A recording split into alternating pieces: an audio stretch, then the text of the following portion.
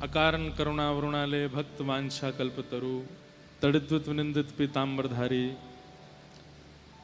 श्री बालकृष्ण लाल की वांगमयी शब्दमयी वाणीमयी प्रतिमूर्ति हम आप सबके मध्य में विराजमान श्रीमद् भागवत महापुराण को बारंबार प्रणाम।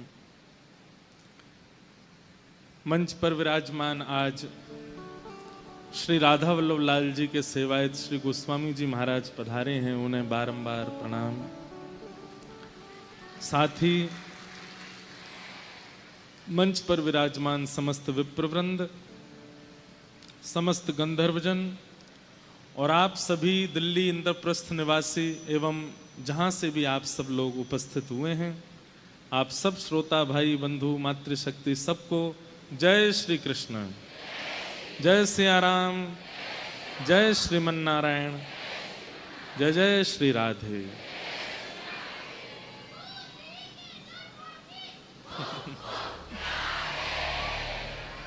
वाह, आप सबको बारंबार प्रणाम। अरे बस चलो आ जाओ, आप कथा सुन लो।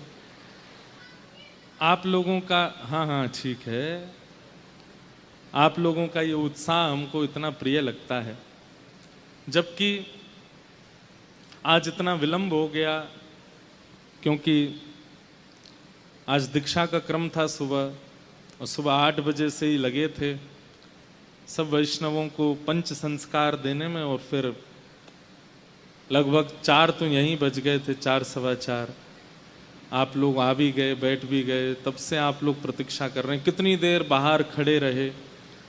लेकिन ये उत्साह ही भगवत प्राप्ति कराएगा।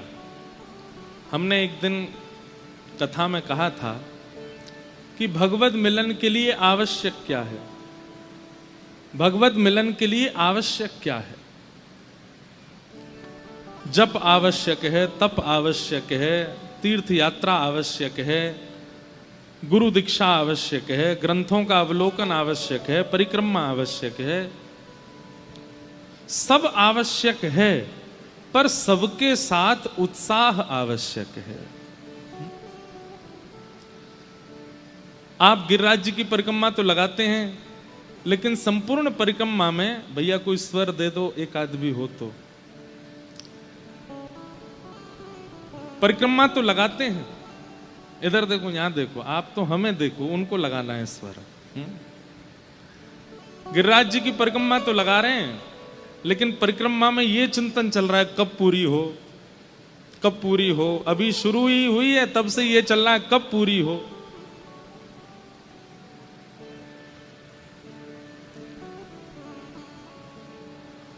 पीछे से आ रही है आवाज, यहां कहीं थोड़ा सा दे दीजिए स्वर इनका। तो मन में भाव चल रहा है कब पूरी हो, कब पूरी हो, कब पूरी हो, ऐसी भावना चित्त में आ रही है। तो उस परिक्रमा का कोई अभिप्राय नहीं। एकादशी के दिन यही लगता रहता है कि द्वादशी कब आएगी। लोग ये कम पूछते हैं कि एकादशी कब है, ये पूछते हैं कि महाराज जी पारना कब करना, द्वादशी कब है, व्रत खोलना कब है, व्रत रखना कब से प्रारंभ करना, ये सब अपने आप सोच लेते हैं। जैसे कई बार ऐसा होता है कि आज 10वीं है और कल एकादशी है, वैसे कल है, आज 9वीं है, कल 10वीं, परसों एकादशी है। तो 10वीं के दिन लोग बाग ये नहीं देखते कि एकादशी प्रारंभ कितने बजे हो रही है। कई बार एकादशी रात को लग जाती है, लेकिन लोग क्या कहते हैं, हम लोग हिंदू हैं ना, सूर्योदय के बाद हमारी तिथि चालू होती है। कई लोग रात में 12 बजे भी पा लेते हैं, सुबह उठ के 3 बजे भी पा लेते हैं कि कल एकादशी। जिनसे भूख सहन नहीं होती वो ऐसा कर लेते हैं। तो एकादशी प्रारंभ कब करनी है इसकी इतनी चिंता नहीं होती है, वो तो सुबह जब उठेंगे तब से एकादशी है। लेकिन पूरी कब करनी है इसका विचार जरूर कर लेते हैं। ऐसी एकादशी काम की नहीं जिसमें आपको भार लगता हो एकादशी धरने में। एकादशी कौन सी श्रेष्ठ कि जिस दिन 10वीं आवे उस दिन इतने उत्साह और इतने उत्सुक हैं कि कल एकादशी है, कल तो और दिन से ज्यादा ठाकुर जी का स्मरण करना है, कल तो और दिन से ज्यादा भगवत स्मृति करनी है। साधन सब एक तरफ हैं, पर उन साधनों में यदि उत्साह का पुट नहीं लगाया गया है तो वो साधन भगवत प्राप्ति नहीं कराएगा। अब सुबह से हम बैठे हैं, 8 बजे से 9 बजे से दीक्षा दे रहे हैं, हमसे भी पहले से लोग बाग यहां बैठे, 6 बजे से बैठे, एक अन्न का दाना खाया नहीं, ना उन्होंने ना हमने। यहाँ दीक्षा दिए, दीक्षा दे करके हम दौड़ के गए, स्नान करके कपड़े बदले, तुरंत यहाँ आए। हालत खराब हो जाती है व्यक्ति की, इतना परेशान हो जाता है, इतना थक जाता है। लेकिन क्यों बैठे हैं, क्यों इतने आनंद में हैं, क्यों कथा चल रही है, क्यों सुख मिल रहा है? उत्साह। चाहे जन्माष्टमी हो, चाहे राधाष्टमी हो, चाहे एकादशी का व्रत हो, चाहे नवरात्रि के व्रत हो, चाहे घर में कोई आप हिंडोला उत्सव कर रहे हैं, पलना उत्सव कर रहे हैं, फूल बंगला उत्सव कर रहे हैं, उसमें व्यवस्था कितनी अच्छी की गई है ये प्रधान नहीं है, आप उत्साहित कितने हो।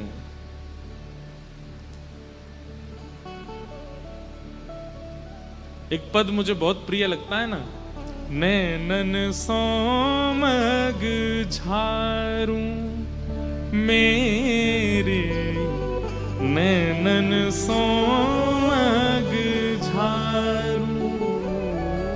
कितना सुंदर भाव है, ये उत्साह की पराकाष्ठा है। सबरी क्या कर रही है?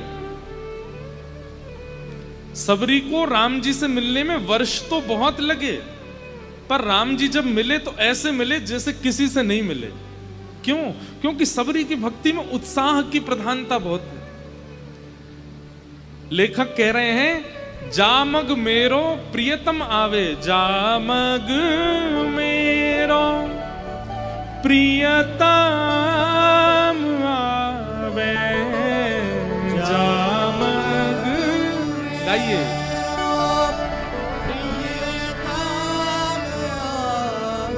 हे जामग मेरो गिरधार आवे, जामग मेरो गिरधार आवे, तन मन यौवन बारूं,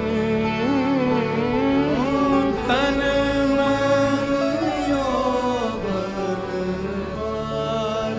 मेरे अखियन सोमग झारू, मेरे अखियन सोमग झारू। प्रेम की पराकाष्ठा कैसी होती है भैया?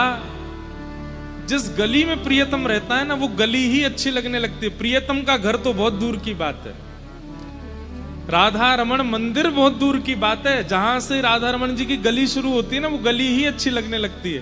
कल कोई सोशल मीडिया पे फोटो डाल दे वृंदावन की और बस गली का चित्र डाल दे और कुछ नहीं डाले, आप देखते अरे ये तो श्री गोपीनाथ बाजार की गली, राधा रमण जी जाने वाली गली तो यही है। वो गली ही अच्छी लगने लगती है, वो नगर अच्छा लगने लगता है जिस नगर में प्रियतम रहता है, वो रंग अच्छा लगने लगता है जो प्रियतम पहनता है, वो भोजन भाने लगता है जो प्रियतम पाता है। प्रियतम से प्रेम है, उसके नेत्र, उसकी नासिका, उसके बोल, उसके वचन, उसके आव भाव, उसके अंग प्रत्यंगों से प्रेम है। केवल उनसे प्रेम है, ये प्रेम नहीं कहलाता है। आपको केवल राधा रमण जी प्रिय लगते हैं, उनका सर्वांगीण अंग प्रिय लगता है, उनकी त्रिभंगी चाल प्रिय लगती है, उनके आभूषण प्रिय लगते हैं, उनका मुकुट प्रिय लगता है, ये प्रेम नहीं है। राधा रमण जी से संबंध रखने वाली छोटी से छोटी वस्तु प्रिय लगने लग जाएगी। अरे कहां तक कहें, हमारे श्री प्रबोधानंद जी महाराज जिन्होंने वृंदावन रसामृत ग्रंथ की रचना की, वे तो कहते हैं कि वृंदावन की सीमा के भीतर से चेंटी भी आती है ना तो उसको भी प्रणाम करते हैं। बोले क्यों? बोले वृंदावन से आ रही है, ये भी प्रणाम। धन धन वृंदावन की चेंटी, धन धन वृंदावन के बंदर, धन धन वृंदावन के मेढक, सब धन्य हैं। क्यों? वृंदावन में रहते हैं, वहां रहते हैं जहां हमारा प्रियतम रहता है। कई बार ऐसे लोग मिलते हैं, उनको केवल प्रेम इसलिए होता है कि आप ब्रज से हैं, आप ब्रजवासी हो, इसीलिए वो आपसे प्रेम करते हैं कि आप ब्रज से हो। और यही प्रीति की रीत है। केवल हमारा प्रियतम प्रिय है, वो प्रेम संसारी हो सकता है, लेकिन प्रियतम से संबंध रखने वाली हर वस्तु उतनी ही प्रिय है जितना प्रियतम, ये प्रेम कहलाता है। वो गली प्रिय लगती है, वो नगर प्रिय लगता है, वो रंग प्रिय लगता है, वो वस्त्र प्रिय लगता है, जिसका संबंध ठाकुर जी से है। क्या कह रहे हैं लेखक? जा मग मेरो गिरधर आवे, जिस मार्ग से मेरे ठाकुर जी आवे, उस मार्ग पे तन मन यौवन वारू, मेरी पलकन सो मग झारू। मग मतलब रास्ता, ये प्रेम है।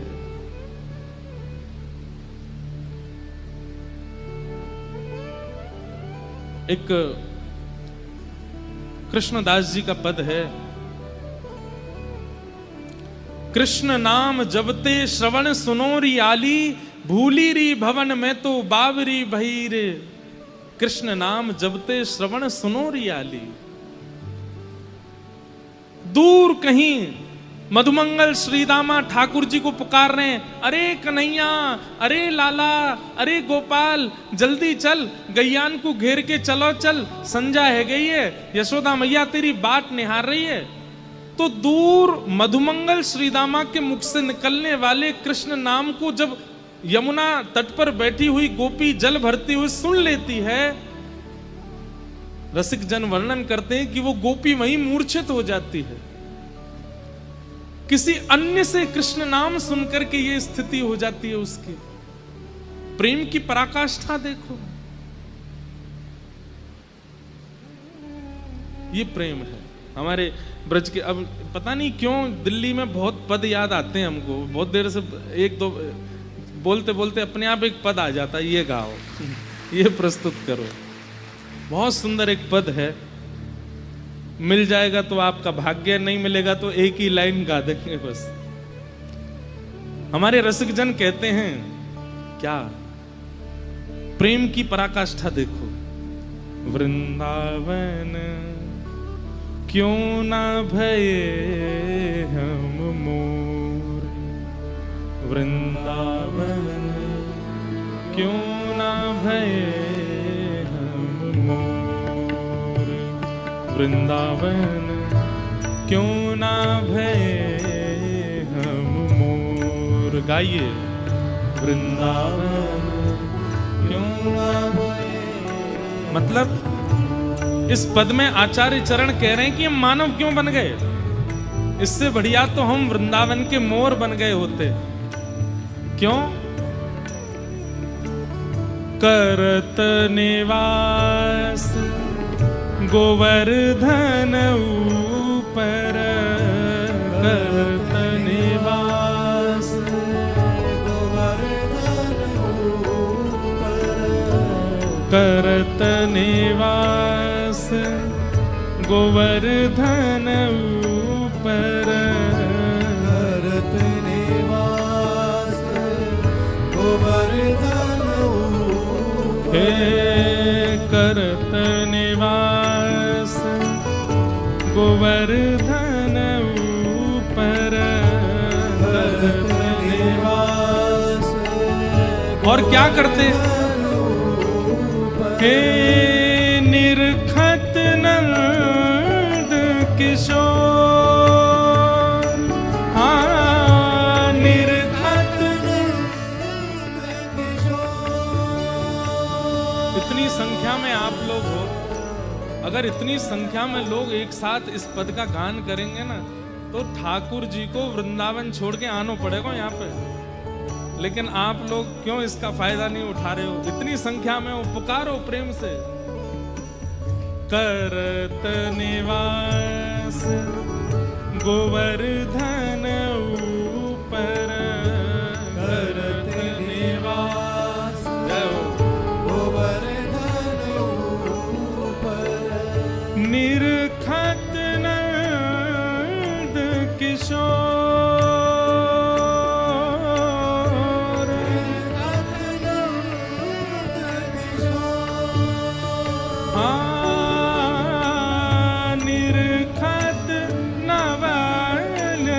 किशोर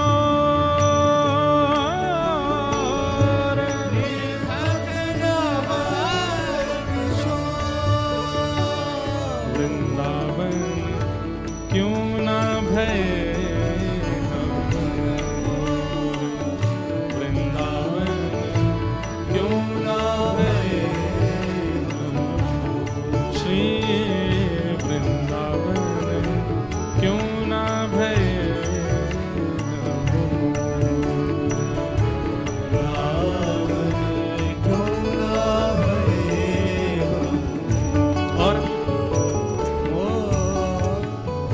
क्यों ना भय वंशी कुल सजनी क्यों ना भय वंशी कुल सजनी क्यों ना भय वंशी कुल सजनी क्यों ना भय वंशी कुल क्या करते अधर पिबता घन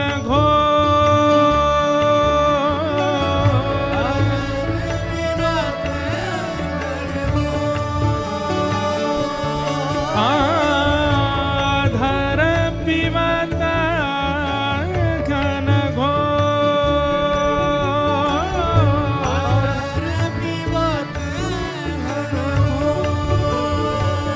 वृंदावन क्यों ना भय वृंदावन क्यों ना भय श्री वृंदावन क्यों ना भय वृंदावन क्यों ना भय। रसिक जन कह रहे हैं कब श्री परमानंद दास जी ठाकुर जी का दर्शन कर रहे हैं और दर्शन करते हुए कह रहे हैं कि अरे ये मोर कितने भाग्यशाली हैं। कभी आप वृंदावन में जहां एकांतिक वन हो जैसे निधि वन है या तटीय स्थान है या अभी हमारे गोवर्धन के पास में कामा के पास में जटेरी धाम है, कभी जाके देखो जिस गर्भगृह में आपका प्रवेश नहीं है जबकि आप 3 बार स्नान करते हो उस गर्भगृह में मोर घुस जाते हैं ठाकुर जी के पास। और तो और छोड़ो आपके द्वारा दी गई वस्तु ठाकुर जी अंगीकार करेंगे, एक दिन कर लेंगे, लेकिन उस मोर के मोर पिच्छ को तो रोज धारण करते हैं ठाकुर जी, रोज अपने मुकुट पे सजाते हैं। परमानंद दास जी कह रहे हैं या ते बढ़िया इंसान थे बढ़िया तो हम मोर ही बन गए होते, गिरिराज जी के ऊपर रहते और निरंतर नंद किशोर को निरखते। तभी दोबारा जब मुकुट से नीचे देखा तो अधर पर जब दृष्टि गई तब कहने लगे अरे नहीं नहीं मोर नहीं, हम वंशी बन गए होते। अरे वंशी बन गए होते या अधर पर लेट करके खूब अधरामृत को पान करते। और कैसे बोले घन घोर। वृंदावन में जितने स्वरूप हैं सब ऐसे ही हैं। ठाकुर जी ने इतना सुख किसी को नहीं दिया जितना वंशी को देते हैं। 24 घंटा उसको अपने अधर पर धारण करके रखते हैं। रसिक जन कह रहे हैं हम क्यों नहीं बने वंशी, हम क्यों नहीं बने मोर, और क्यों ना भय गुंजावन बेली, क्यों ना भय गुंजावन क्यों ना भय गुंजावन बेनी, क्यों ना भय गुंजावन बेनी। रहत श्याम जू की ओर,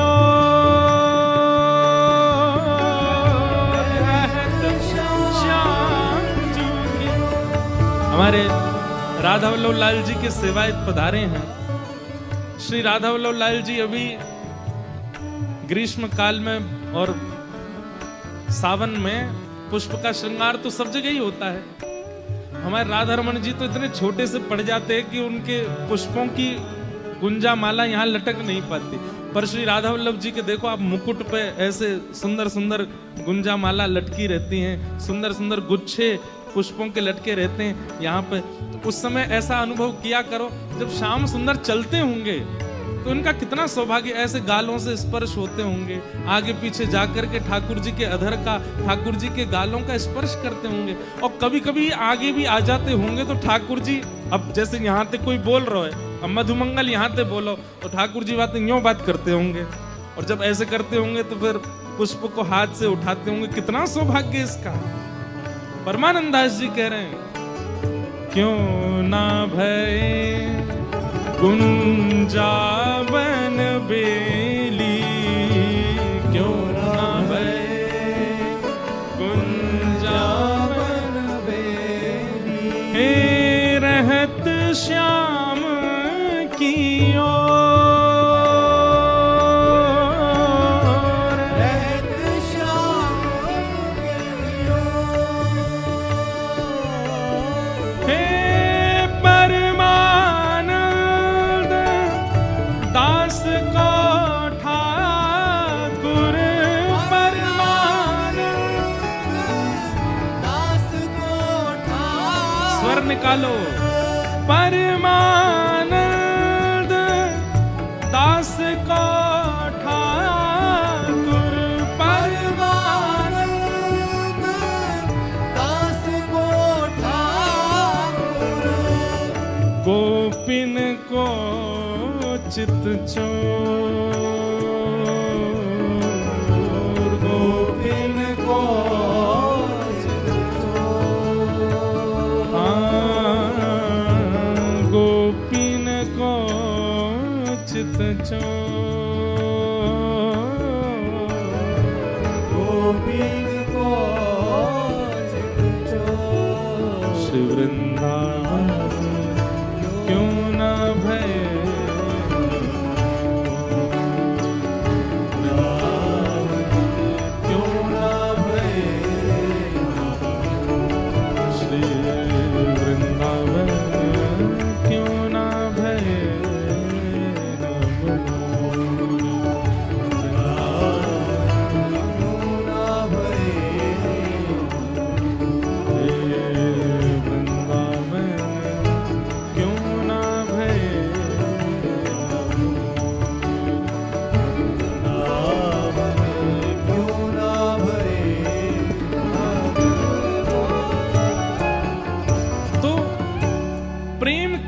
ठाकुर जी से है तो आप प्रेमी नहीं हो। प्रेम हर उस वस्तु से हो जाएगा जो ठाकुर जी की है, ठाकुर जी से संबंध रखती है, किसी रूप में ठाकुर जी के संपर्क की है, हर उस वस्तु। और केवल इतना नहीं होगा कि बस अच्छी लग रही है, ठीक है कि ठाकुर जी की पोशाक है माथे से लगाओ, ठाकुर जी की कुलिया है माथे से लगाओ।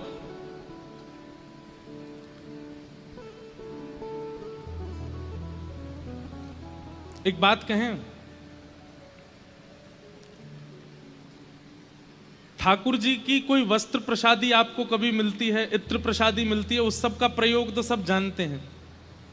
पर जैसे हमारे श्री राधारमण जी की कभी कुलिया मिलती है प्रसाद में, और कुलिया तो लोग पा लेते हैं, और जो बाहर की जो कुलिया है हमको कभी कभी बहुत कष्ट होता है उसको कहीं विसर्जन करने में।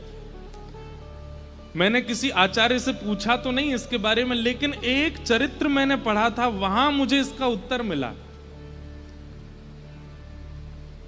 क्योंकि कुलिया कहीं ना कहीं ठाकुर जी के सन्मुख पधराई गई है। पुजारी जी, हमारे गोस्वामी जी भीतर से लेके आते हैं, गर्भगृह से लेके आते हैं कुलिया।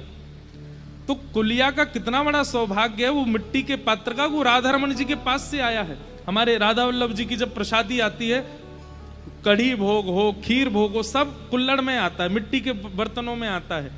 अब उसको विसर्जित करने में कभी कभी बड़ा कष्ट होता है, क्या करें? तो दो क्रिया कर सकते हैं, और ये हमको उत्तर मिला था श्री माधवेंद्र पुरी दास जी के चरित्र में, जिनके लिए भगवान ने खीर की चोरी की, खीर चोरा गोपीनाथ। तो कहते हैं कि जब खीर चोरा गोपीनाथ जी ने खीर चुरा करके माधवेंद्र पुरी दास जी को भिजवाई, तो माधवेंद्र पुरी दास जी ने खीर तो पाई, वो कुल्हड़ अपनी जेब में धर लिया, और रोज उस कुल्हड़ के एक तिनका को पाते थे, रोज उसको पाते थे। और कभी अगर मन होता तो उसके ज्यादा से तिनका को टुकड़ा को लेके घिस देते, जैसे ब्रज रज लगाते हैं ऐसी उसकी थोड़ी सी रज जैसी बन जाती और उसको ऐसे चंदन की तरह यहाँ पधरा लेते। तो कभी ठाकुर जी की प्रसादी अगर ऐसे पात्रों में मिलती है तो उसको भी विसर्जित मत करो, उसको कहीं ना कहीं व्यवस्थित कर दो। दोना मिलते हैं, पत्तल मिलते हैं, उनको आप पूरा सुखा करके उसको पूरा चूरा बना करके अपने घर में जो गुलदस्ता है या अपने घर में जो जहाँ पे पेड़ पौधे लगे हैं वहां उनको पधरा दो। उनको वहां मत पधराइए जहां दुनिया भर की झूठन कूटन डाली जाती है। इतने प्रेम से ठाकुर जी की वस्तु, अब प्रेम यदि ठाकुर जी से हुआ है तो एक एक वस्तु से होगा, तभी प्रेम है। और जाको ऐसो ही है कोई बस राधा वल्लभ जी प्रिय लग रहे हैं, बिहारी जी बढ़िया लग रहे हैं, तो फिर बात तो का ही समझानो, उन्हें देख के राजी हेले करो। कई लोग ऐसे हैं वो ब्रजवासियों को 10 गाली देते हैं, ब्रजवासी ऐसे ब्रजवासी ऐसे, हमें तो बिहारी जी के दर्शन करने, तुम पीछे भगो, ब्रजवासियों ने ऐसा कर रखा है। अरे ब्रजवासी ने ही प्रेम ना भयो तो ठाकुर जी तक कैसे? आपको हो गया होगा, ठाकुर जी को आपसे नहीं हुआ है। ठाकुर जी को आपसे प्रेम होगा तो आपको ठाकुर जी के संबंध की हर वस्तु प्रिय लगेगी, चाहे जो हो। वृंदावन क्यों ना भये हम मोर, वृंदावन क्यों ना भये परमानंद दास को ठाकुर, परमानंद दास को ठाकुर, गोपिन को चित चोर,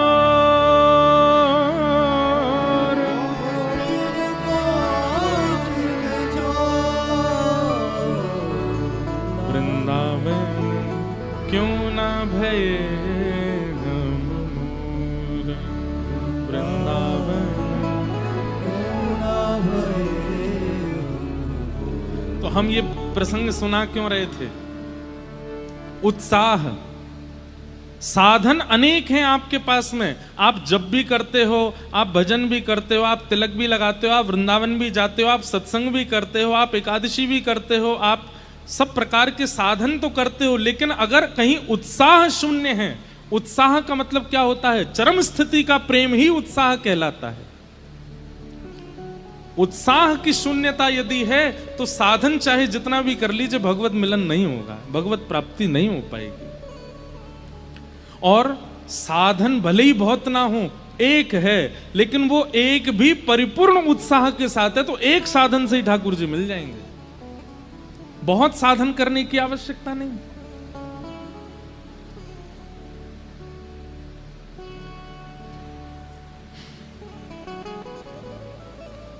तो आप सबके उत्साह को प्रणाम। इतनी देर से आप लोग बैठे हैं इसलिए हम कह रहे थे उत्साह प्रदान होना चाहिए, लेकिन ये उत्साह यहीं नहीं दिखना चाहिए आपका। किसी की भी कथा में जाओ, कहीं भी जाओ, वृंदावन से संबंध की किसी भी स्थिति में पहुंचो, ये उत्साह ऐसा ही होना चाहिए जैसा यहाँ है। बोलो वृंदावन बिहारी लाल की। आइए अब कथा क्रम में प्रवेश करें। 88,000 सौनकादि ऋषियों ने सूत जी महाराज से 6 प्रश्न किए। किम श्रेय शास्त्र सारः क स्व अवतार प्रयोजनम, किम कर्म के अवतारश्च धर्मः कम शरणम गतः।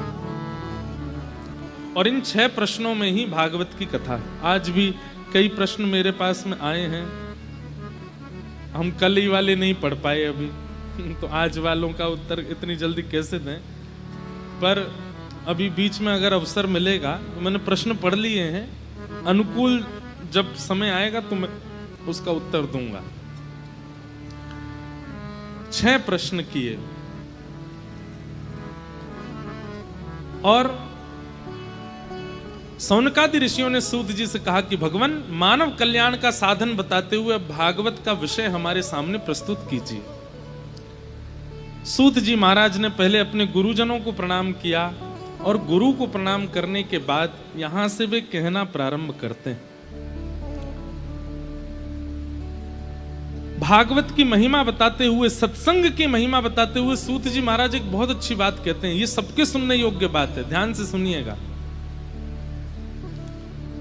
स वै पुंसां परो धर्मो यतो भक्तिरदोक्षजे अहैतुक्य प्रतिहता ययात्मा संप्रसीदति। धर्मस्वनिष्ठितः पुंसां विश्वक्सेन कथासु यः नोत्पादयेदधिरतिं श्रम एव हि केवलम्। दो बातें यहां सूत जी महाराज कह रहे हैं। पहली बात, समस्त प्राणी मात्र का एक परम धर्म है।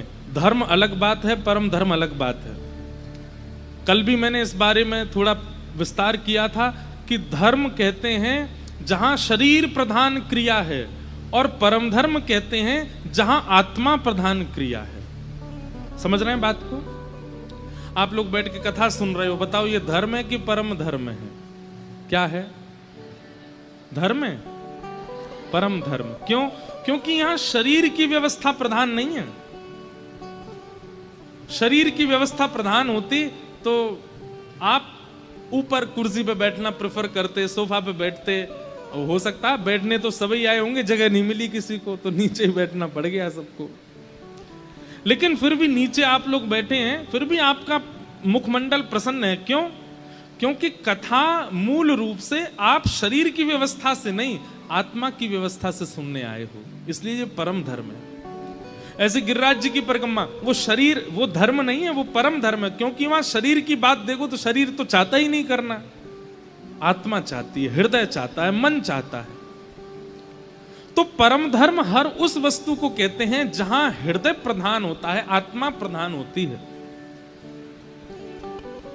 लेकिन यहां पर सूत जी महाराज कह रहे हैं प्राणी मात्र का परम धर्म है क्या? यतो भक्तिर अदोक्षजे। और कैसी भक्ति? बोले अहैतुकी। अहैतुकी भक्ति किसको कहते हैं? चाहे जो हो जाए आपकी भक्ति टूटे ना। चाहे जैसी स्थिति, जैसी परिस्थिति, जैसी व्यवस्था, जैसी अनुकूलता, प्रतिकूलता ठाकुर जी प्रकट कर दें, लेकिन आपके हृदय का भाव ठाकुर जी से टूटे ना, उसे कहते हैं अहितुकी भक्ति। कई लोगों के साथ में ऐसा होता है कि अगर प्रतिकूल व्यवस्था हो जाती है, प्रतिकूल समय आ जाता है, तो वो ठाकुर जी की भक्ति छोड़ देते हैं। हाँ, तुम अच्छा कर कहां रहे हो हमारे साथ जो हम आपको भजें? सब बुराई बुरा कर रहे हो और फिर ऊपर से चाहते हो हम आपको भजें भी। ये अहैतुकी भक्ति नहीं। अहैतुकी भक्ति का तो तात्पर्य है, हे नाथ चाहे आप जो कर लो, हम आपके भाव को छोड़ने वाले नहीं हैं। जो ब्रज की गोपियों की है। श्री चैतन्य महाप्रभु ने शिक्षाष्टक गाया है, और अभी मैं खोल लेता हूं। शिक्षाष्टक में एक श्लोक चैतन्य महाप्रभु कहते हैं। आज मुझसे कोई कह रहा था महाराज जी कि अगर हम रामानंदी हैं, रामानुजी हैं, तो क्या हम लोग हरिवंशियों के पद गा सकते हैं? हम हरिदासियों के भाव सुन सकते हैं? हम गौड़ियों? अरे सब हमारी है भैया, सब सुनो, सबको गाओ। हमारी कथा में आप कभी नहीं देखेंगे कि हम किसी एक पक्ष में रहते हैं, नहीं, हम सबके भाव गाते हैं, सबके सुनते हैं। इसलिए आपका भी यही नियम होना चाहिए, जिससे ठाकुर जी प्रिय लगे, जिससे ठाकुर जी रीझ जाएं, वो गाना ही गाना है, चाहे वो जिस आचार्य का लिखा गया हो।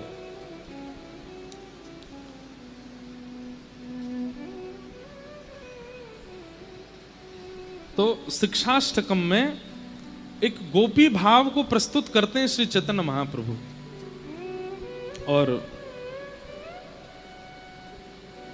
वहां आप निवेदन करते हुए कहते हैं कि हे नाथ,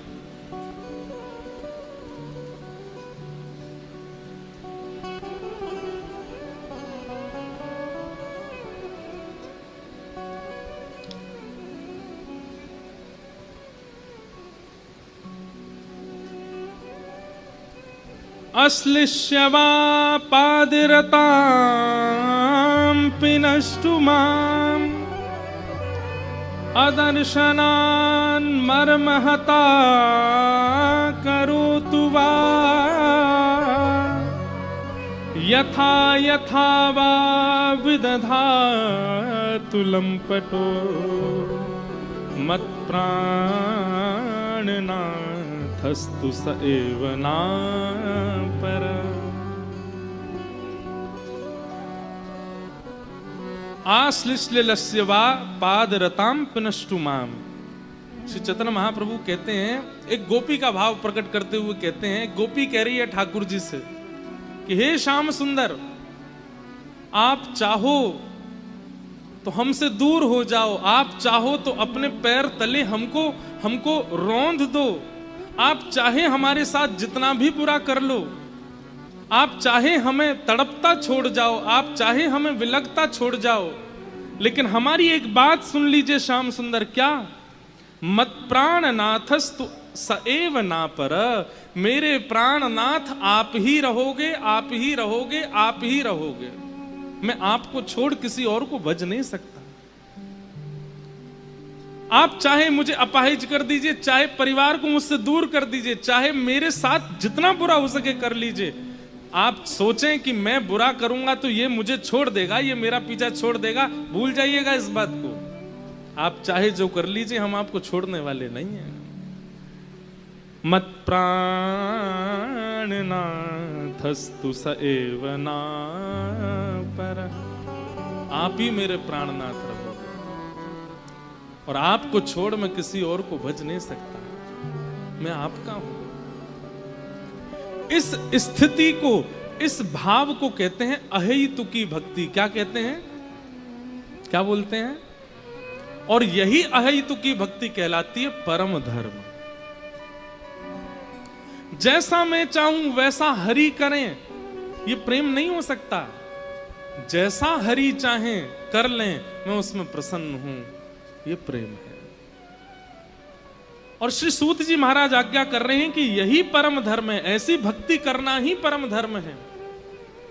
भक्ति पथ, या तो इस मार्ग पर चलिएगा नहीं, और यदि चलना प्रारंभ करो तो इसी भाव से कीजिएगा, नाथ हम तैयार हैं, आप चाहे जो कर लो, हम आपको छोड़ने वाले नहीं हैं, आपको त्यागने वाले नहीं हैं। कई सिर फिरे प्रेमी होते हैं ना संसार में, कई सिर फिरे प्रेमी होते हैं। उनका प्रेम कैसा होता है? एक तरफा प्यार। तुम चाहे जो कर लो, तुम चाहे मुझसे बात मत करो, तुम चाहे मुझसे मिलो मत, तुम चाहे मेरी तरफ देखो नहीं, पर मैं तो तुमसे ही प्रेम करूंगा। अब संसार में अगर ये प्रेम करते हैं तो फिर FIR भी हो सकती है। सामने वाला आपकी FIR कर देगा, देखो पीछे पड़ा है मेरे, मैं कॉलेज जाता हूं या कॉलेज जाती हूं, ये पीछे पीछे चलता है मेरे, तो FIR भी हो सकती है। इसलिए अगर ऐसा स्वभाव प्रेम का आपके चित्त में, तो राधारमण जी के पीछे पड़ जाओ, वो FIR नहीं कर पाएंगे, उन पे है ही नहीं, और वो FIR करेंगे भी नहीं, वो करना चाहते भी नहीं है। हमारे ठाकुर जी FIR नहीं करते। ठाकुर जी क्या करते हैं? जैसी पता चली कोई पीछे पड़ गया है तो फिर उसके जीवन के सारे भविष्य को निकालते हैं। इसका भविष्य कैसा है, चलो इसमें थोड़ी छेड़छाड़ करो, नहीं थोड़ा यहाँ से उछालो, यहाँ पे गिरा दो, यहाँ पे इसके संग ऐसा कर दो, ऐसा कर दो, अब देखते हैं भाग जाएगा, देखना उल्टे पैर लौट जाएगा।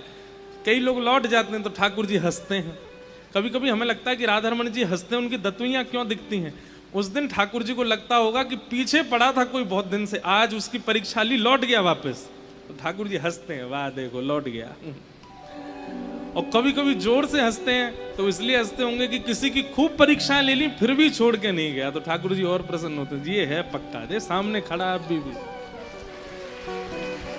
इसलिए एक बात तो याद रखिएगा, अगर भक्ति का पथ चुना है तो तूफान तो बहुत आएगा, बस छोड़िएगा नहीं ठाकुर जी को। उसे ही प्रेम कहते हैं, वही प्रेम की चरम अवस्था है। सवै पुंसां परो धर्मो यतो भक्ति रुक्षजे अहैतुकी तुक्य प्रतिहता ययात्मा संप्रसीदति।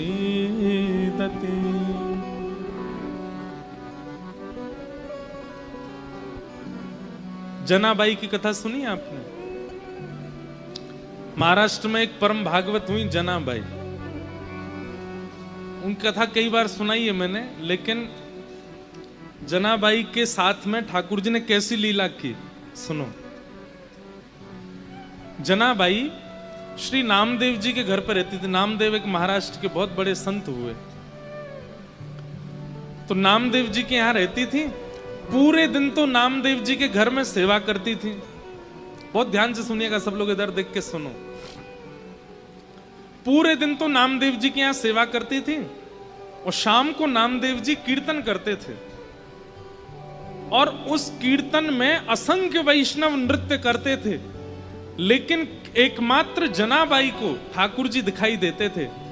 नामदेव जी जब कीर्तन करते तो ठाकुर जी नाचते हुए आते थे और खूब जोर से नाचते थे।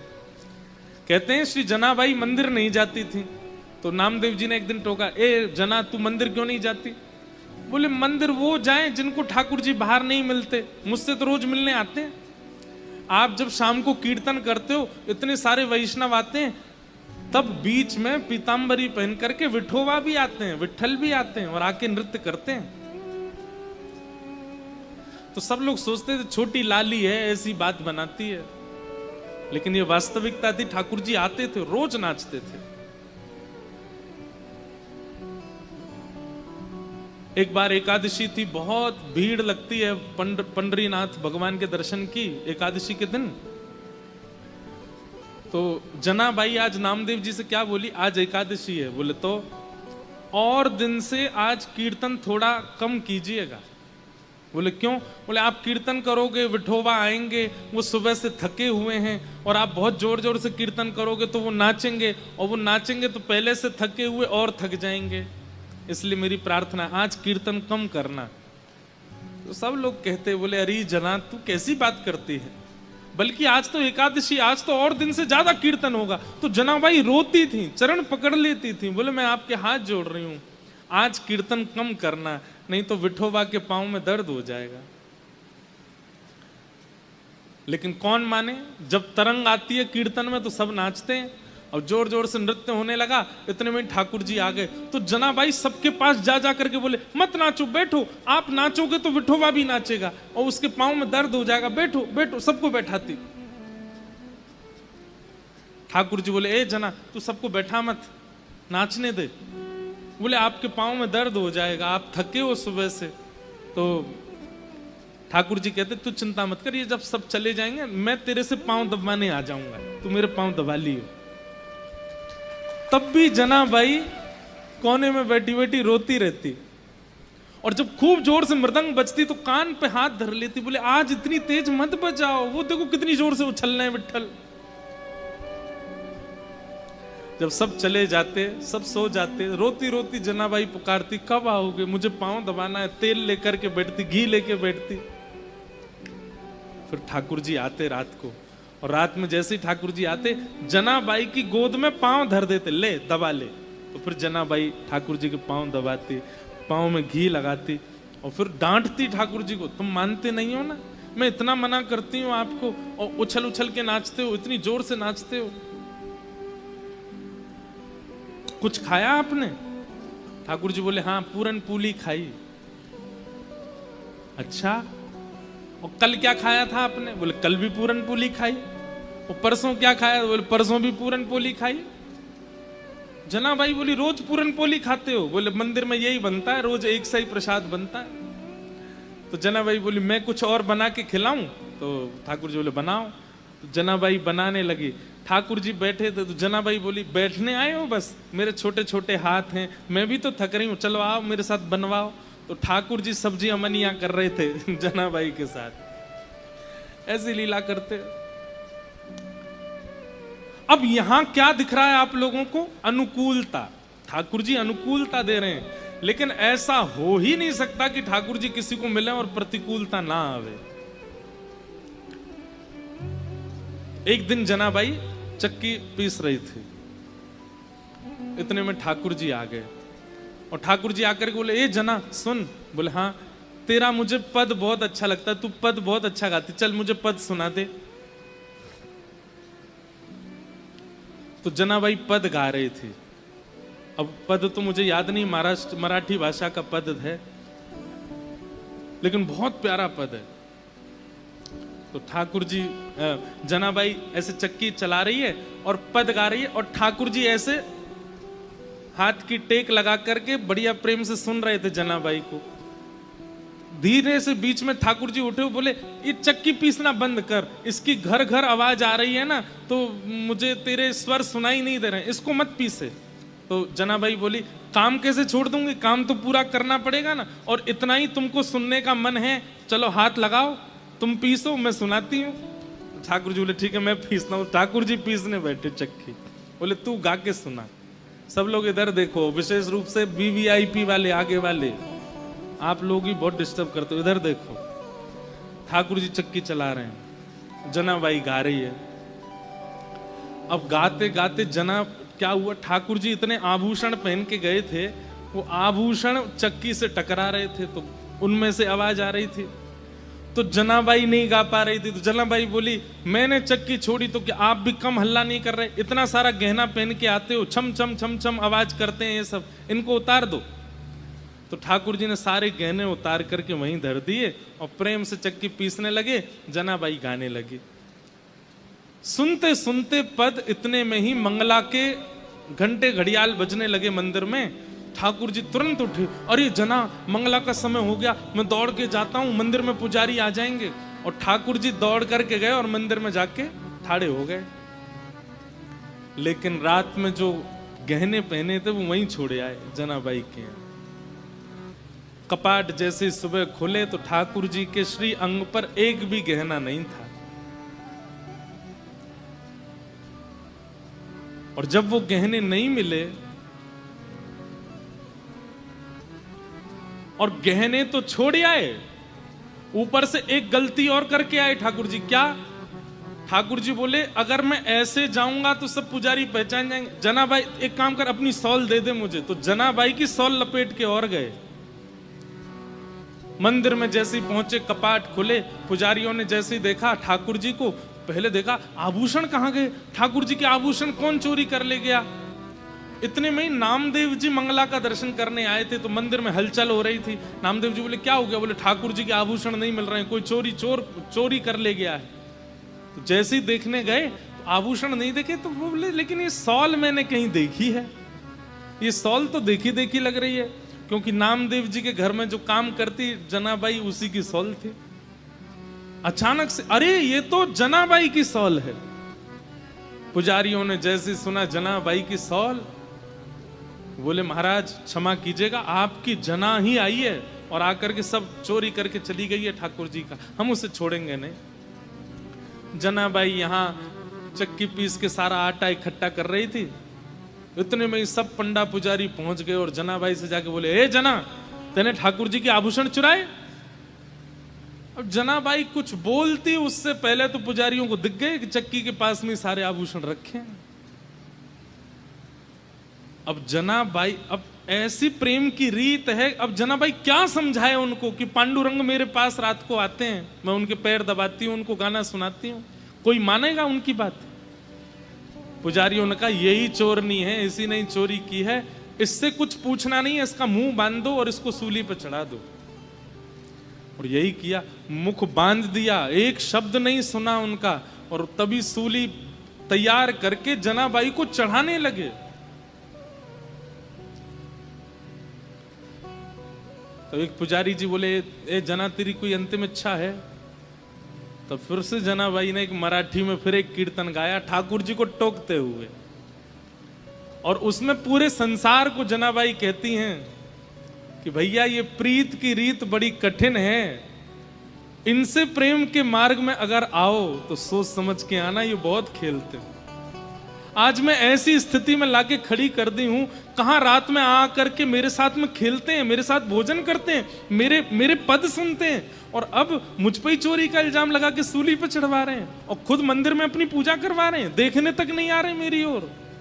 अरे संसार के लोगों, वैसे प्रेम करना हो तो इनसे ही करना, लेकिन इनसे प्रेम करो तो बड़े सोच समझ के करना। ये खेलते बहुत है। ये उस मराठी पद का ये भाव है। और जनाबाई सब पुजारियों के आगे बोली, मैं सफाई नहीं देना चाहती, मैं क्या बताऊं आपको कि मेरे साथ क्या हुआ।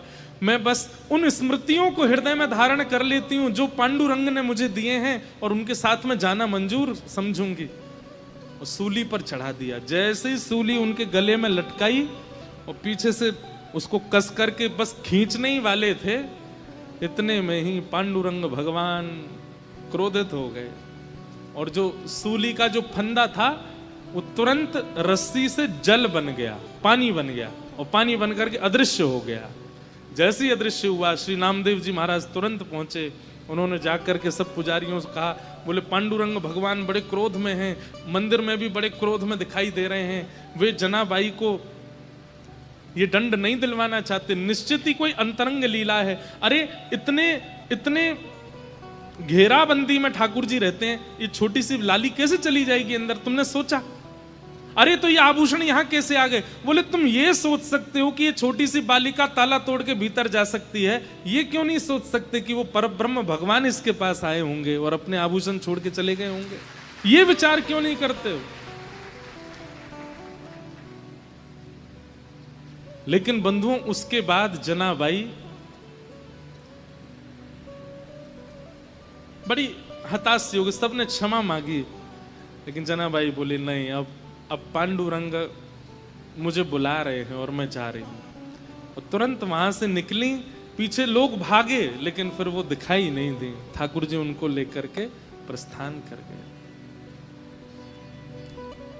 तो भैया ये सावधानी रखना कि ठाकुर जी प्रेम में केवल अनुकूलता देते हैं तो ही आप प्रेम करो, नहीं, ठाकुर जी प्रतिकूलता भी देते हैं, और आपको दोनों सहने के लिए तैयार रहना पड़ेगा। दोनों में अपने आप को तैयार रखना पड़ेगा। ठाकुर जी जैसी स्थिति दें वो सब स्वीकार करो।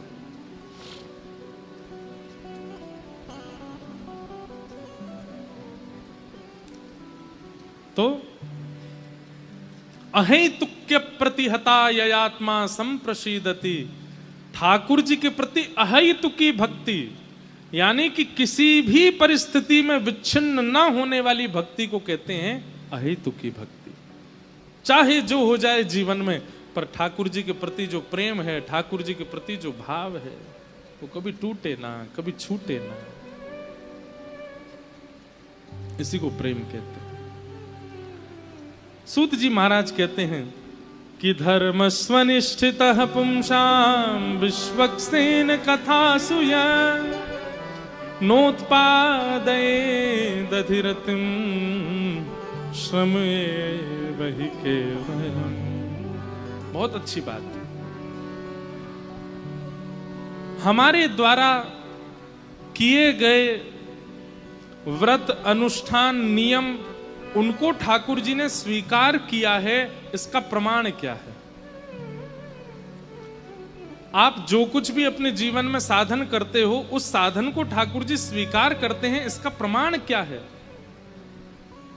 तब यहां सूत जी महाराज कह रहे हैं, जहां कहीं भी ठाकुर जी की मंगल कथा चल रही हो, वहां जाके बैठना और बैठ करके अनुभव करना। यदि आपका मन लगे, यदि आपका सत्संग सुनने में भाव आने लगे, आपके नेत्र सजल होने लग जाएं और समय पूरा होने पर ऐसा लगने लगे अरे इतनी जल्दी समय पूर्ण क्यों हो गया, यदि ऐसी भावनाएं आपके चित्त में सत्संग सुनते सुनते प्रकट होने लग जाए, तो समझो ठाकुर जी आपसे प्रसन्न हैं।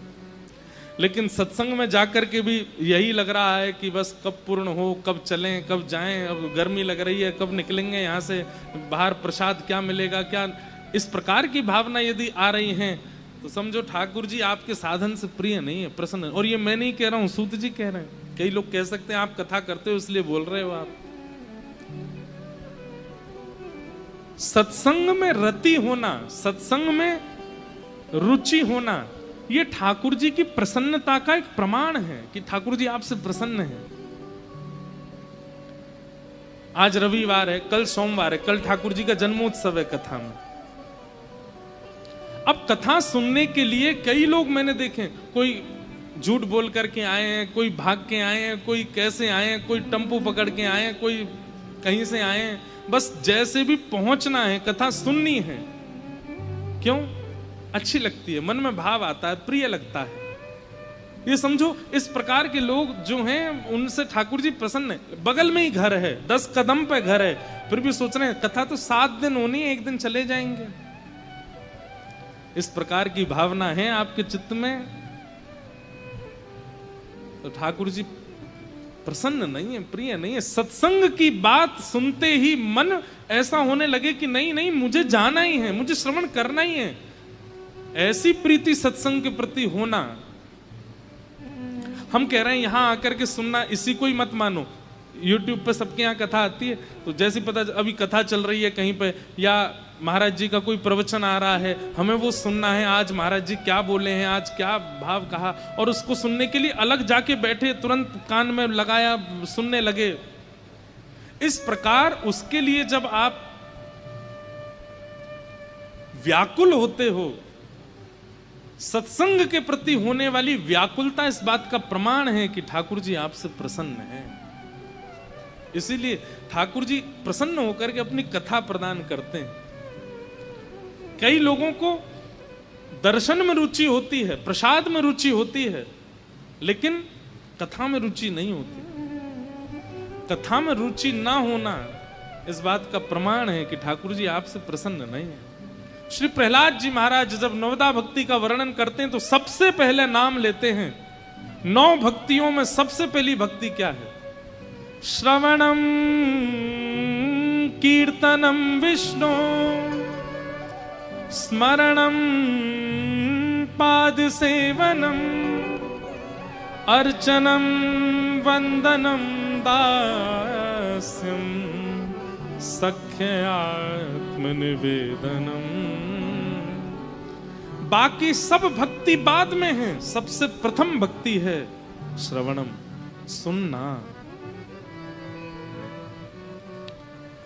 हम आपसे निवेदन करके कह रहे हैं कुछ दिनों तक वृंदावन मत जाओ, आपको अवसर भी मिले तो भी मत जाओ, लेकिन उन कुछ दिनों तक केवल श्रवण करते रहो। खूब कथाएं सुनो, खूब लीलाएं सुनो, खूब ब्रज के भाव सुनो, खूब पदों का गान करो। दिल्ली में बैठ के, बंबई में बैठ के, दूर दूर रह के वृंदावन से खूब सत्संग करो। आप अनुभव करेंगे, आप जहां रहते हैं ना वहीं वृंदावन का अनुभव होने लग जाएगा। वृंदावन सत्संग के प्रभाव से वहीं प्रकट होने लग जाएगा।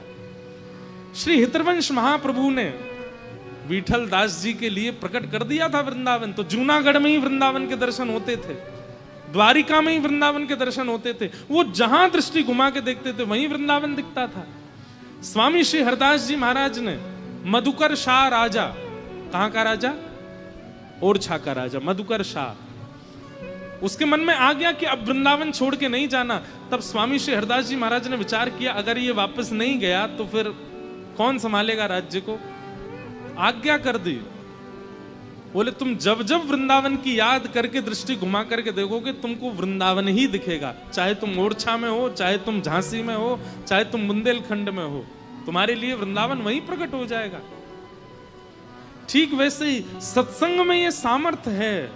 आप जहां रहते हैं आप केवल सत्संग भाव में रहिए, करते रहिए, श्रवण करते रहिए। करते करते श्रवण ऐसा होगा, मन इतना पवित्र हो जाएगा, शुद्ध हो जाएगा विचार, कि जब नेत्र खोल करके देखेंगे तो ये अनुभव ही नहीं होगा कि आप दिल्ली में हैं। ऐसा लगेगा कि यही तो वृंदावन है, यही तो श्री धाम है। ये सत्संग का प्रभाव है। इसलिए कहते हैं सत्संग में रुचि होना ठाकुर जी की प्रसन्नता का प्रतीक है। ठाकुर जी आपसे प्रसन्न हैं।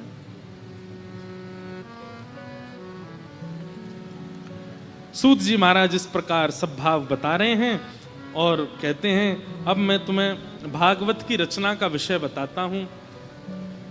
वेदव्यास जी महाराज ने मानव कल्याण के लिए अनेक ग्रंथ लिखे,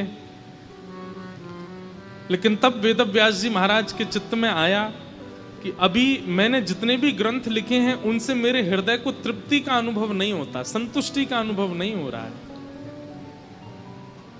ऐसा क्या लिखूं जिससे मुझे संतोष हो जाए। तब नारद जी महाराज आए और नारद जी महाराज ने आकर के कहा कि आपने इतना कुछ लिख दिया फिर भी आपको संतोष नहीं हुआ। बोले यही तो बात है, इतना कुछ करने के बाद भी असंतुष्टि क्यों है? असंतुष्टि का मतलब क्या होता है? सब लोग इधर देखो, ध्यान से सुनो।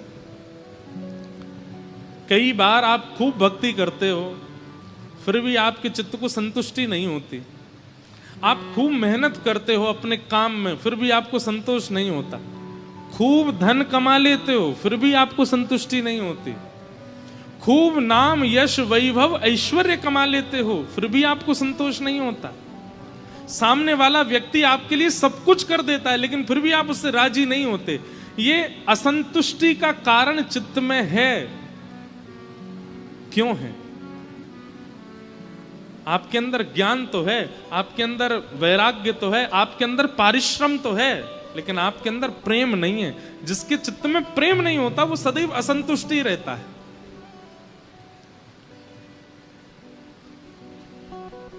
प्रेम विहीन व्यक्ति, उसको कभी संतुष्टि नहीं होती। और प्रेमी व्यक्ति कैसा होता है? प्रेमी व्यक्ति कैसा होता है? उसको पीले कपड़े पहना दो, उसमें राजी। उसको सफेद पहना दो, उसमें राजी। उसको फर्श पर गद्दा लगा के दे दो, उस पर सो जाएगा। उसको बिस्तर पर सुला दो, वहां सो जाएगा। उसको 56 भोग खिला दो, उसमें राजी। उसको केवल नमक से रोटी खिला दो, उसमें राजी। ये सब में राजी होने वाला व्यक्ति, सब प्रकार की स्थिति में समत्व को प्राप्त करने वाला व्यक्ति, हम आपको दावे से हस्ताक्षर करके कह सकते हैं वो प्रेमी है। उसके चित्त में प्रेम है। और ऐसे जो लोग होते हैं ना, जो हर स्थिति में रह लेते हैं, आप देखो वो प्रसन्न नहीं रहते हैं। उनके मुखमंडल पर एक अद्भुत प्रसन्नता ही रहती है।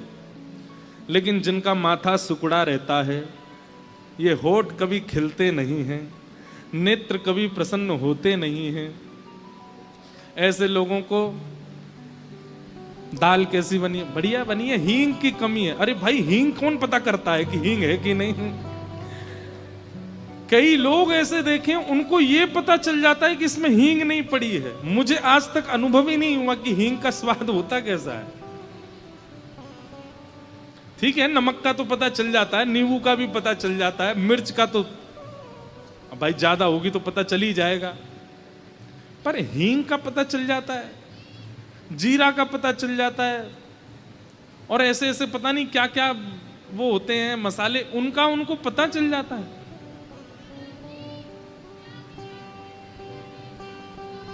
क्या कह रहे हैं?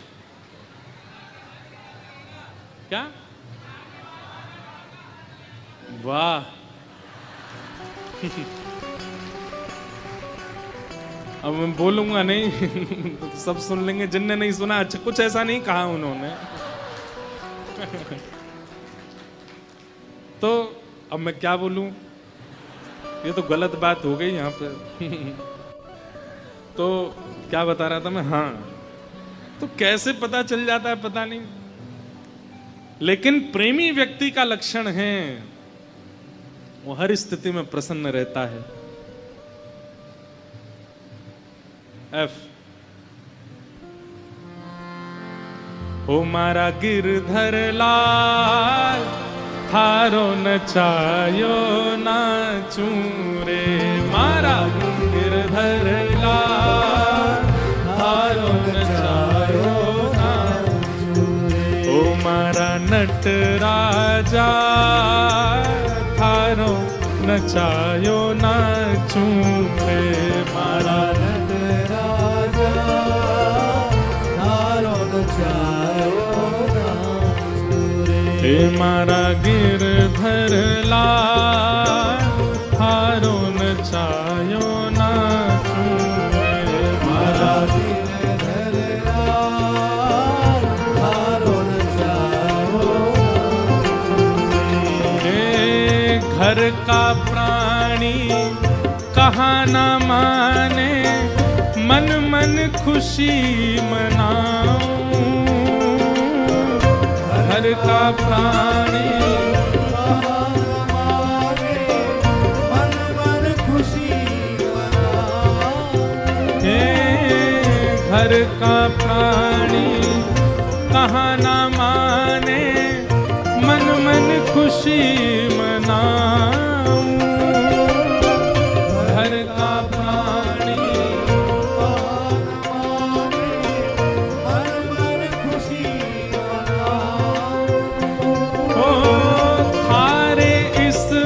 मंगल विधान में थारे इस मंगल विधान में थारे इस मंगल विधान थारे इस मंगल विधान मैं काहे टांग अड़ाऊं मारा गिरधर लाल थारो नचायो ना तूने मारा गिरधर लाल थारो नचायो ओ मारा नट राजा थारो नचायो नाचूं रे मारा नट राजा थारो नचायो बोल गिरधर लाल प्यारे की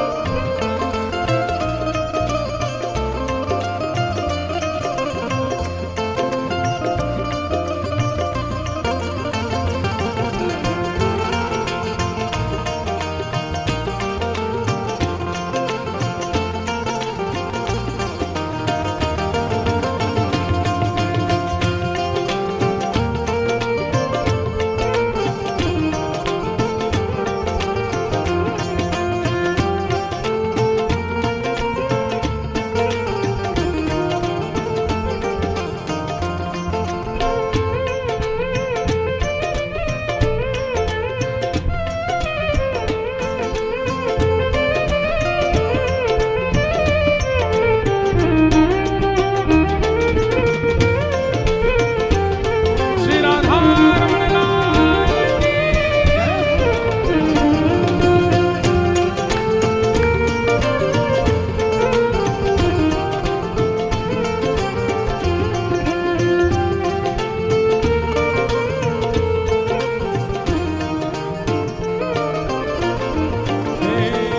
रूखा सूखा जो कछु देवे थारे ही भोग लगाऊं रूखा सूखा जो कछु देवे थारो ही भोग लगाओ ओ, रूखा सूखा जो कछु देवे थारे ही भोग लगाऊं रूखा सूखा जो कछु देवे थारो ही भोग लगाओ खीर परस या छाछ राबड़ी खीर परस या छाछ राबड़ी हे ठाकुर जी कभी रूखा सूखा मिले तो भी मैं आपको भोग लगाऊंगा और कभी ऐसा मिल जाए कि घर में रबड़ी बने बढ़िया सुंदर सुंदर सामग्री बने तो भी मैं भूलूंगा नहीं खीर परस या छाछ राबड़ी खीर परस या छाछ राबड़ी ओ मैं सबई प्रेम से पाऊं हाँ पाऊं मारा गिरधर लाल तारो नचायो नाचूं रे मारा गिरधर लाल थारो नचायो मारा नट राजा थारो नचायो नाचूं रे मारा नट राजा थारो नचायो हे जो तू ठोकर मार गिरावे लकड़ी जो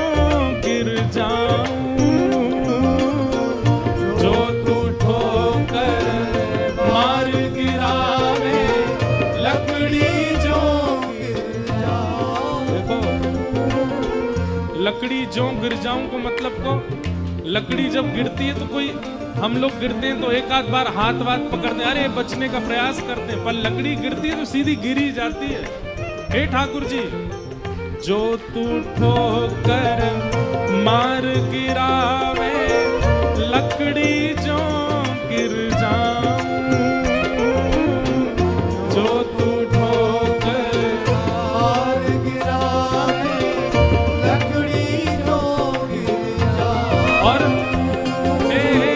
जो तू माथे ऊपर बिठावे, जो तू माथे ऊपर बिठावे, जो तू माथे ऊपर बिठावे, जो तू माथे ऊपर बिठावे। मैं तो बिना शर्माऊं हमारा गिरधर लाल, हारो न जायो ना चूरे,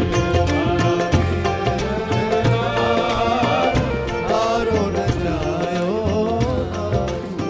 हे मारा नटराजा, हारो न जायो ना चूरे, मारा राजा, हारो न बोल वृषभानु दुलारी की।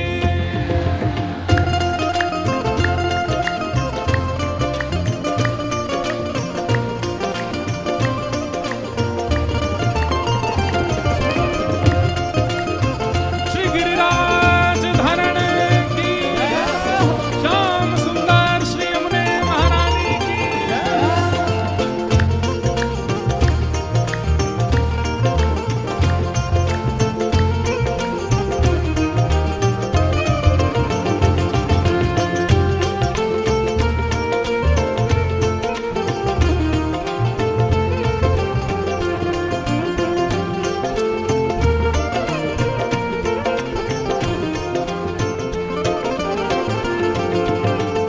जो तू तन को, ये प्रेमी के लक्षण बताए जा रहे हैं, जिसके चित्त में प्रेम होता है वो ऐसा होता है। जो तू तन को रोग लगावे, ओढ़ सिरख सो जाऊं, जो तू तन को रोग लगावे, ओढ़ सिरक सो जाऊं। हाँ, जो तू तन को रोग लगावे, ओढ़ सिरख सो जाऊं, जो तू तन को रोग लगावे, ओढ़ सिरक सो जाऊं। हाँ, जो तू काल रूप बन आवे, जो तू काल रूप बन आवे। हे नाथ, अगर आप मुझे रोग लगाओगे तो मैं सोचूंगा कि आप चाहते हैं कि मैं आराम करूं, सो जाऊंगा। लेकिन कहीं आप मेरी मृत्यु बन के भी आ गए, अगर आप मेरे काल भी बनाए तो, जो तू काल रूप बन आवे, जो तू काल, रूप बन आवे। हाँ, जो तू काल रूप बन आवे, जो तू काल रूप बन आवे। मैं लपक गोद में आऊं, मारा गिरधर लाल, हारो न जायो ना चूरे, मारा गिरधर लाल, हारो न जायो, हे मारा नटराजा, हारो न जायो ना चूरे, मारा।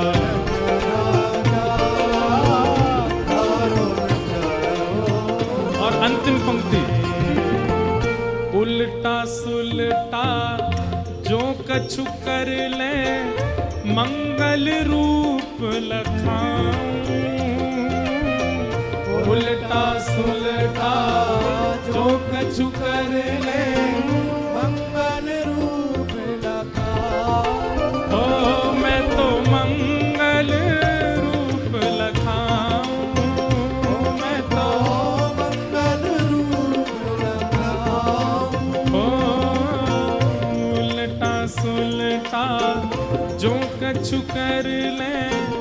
मंगल रूप लखाऊं,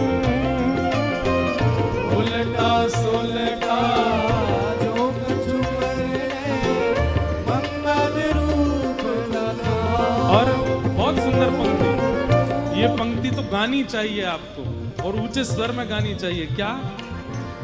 थारी मन चाही में प्यारे, थारी मन चाही में प्यारे, ओ थारी मन चाही में प्यारे, थारी मन चाही में प्यारे। ओ मैं अपनी चाह मिलाऊं मिलाऊं मारा गिरधर लाल, थारो न चायो ना छूटे, मारा गिरधर लाल, थारो न चायो,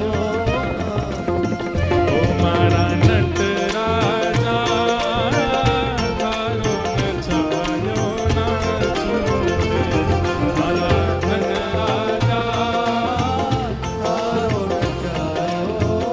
थारो न चायो नाचू मैं तो, थारो न चायो नाचू, थारो न चायो, नाचू में तो थारो न चायो नाचू। ओ प्यारे मैं तो थारो न चायो नाचू, मैं तो थारो न चायो नाचू। हाँ प्यारे थारो न चायो नाचू, प्यारे थारो न चायो नाचू। हे मारा गिरधर लाल, थारो न चायो नाचू, हे मारा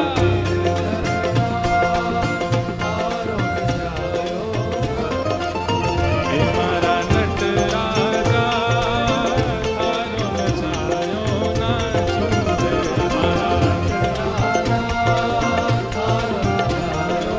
गोविंद जय जय गोपाल जय जय, जय जय गोपाल जय गोविंद जय जय गोपाल जय जय, गोविंद जय जय गोपाल जय जय। श्री राधा रमण हरि गोविंद जय जय, राधा रमण हरि गोविंद जय जय। श्री राधा रमण हरि गोविंद जय जय, राधा रमण हरि गोविंद जय। ओ मारा गिरधर लाल, थारो न चायो नाचू, हे मारा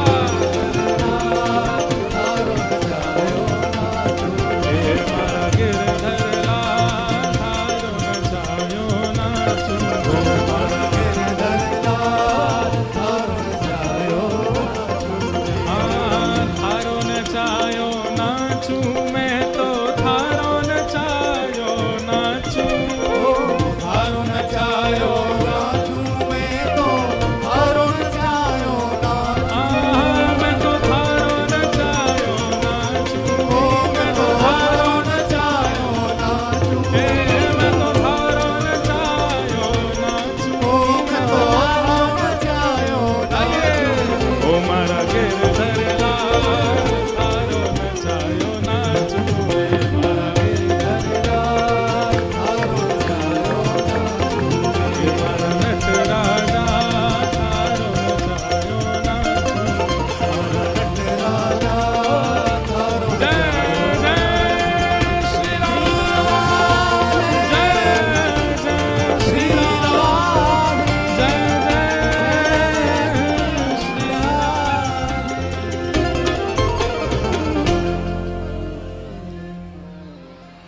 ओ मारा गिरधर लाल, थारो न चायो नाचू, रे मारा गिरधर लाल थारो न चायो नाचू। एक भैया बात सुनो हमारी।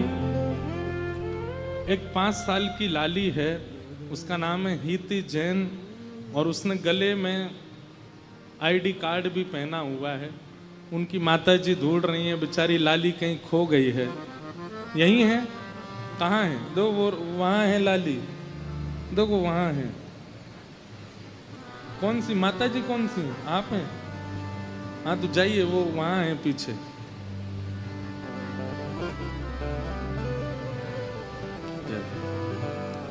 हम कह रहे हैं ठाकुर जी आपके नचाए नाचेंगे, लो नचा दियो। लाली खो गई 5 साल की। भैया देखो, आप लोग नाचते हैं, गाते हैं, आनंद करते हैं, अच्छी बात है। देखो वैसे तो दिल्ली वाले इनकी माननी पड़ेगी। अरे नहीं सुन लो मेरी होप होप कथा सुने।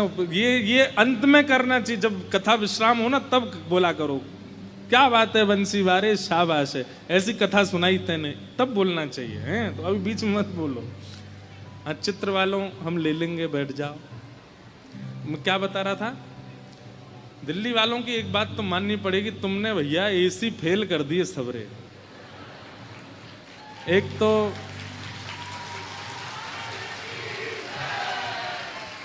हम एक तो प्रशंसा करते नहीं है ना, बहुत कम प्रशंसा करते हैं वृंदावन से बाहर के लोगों की।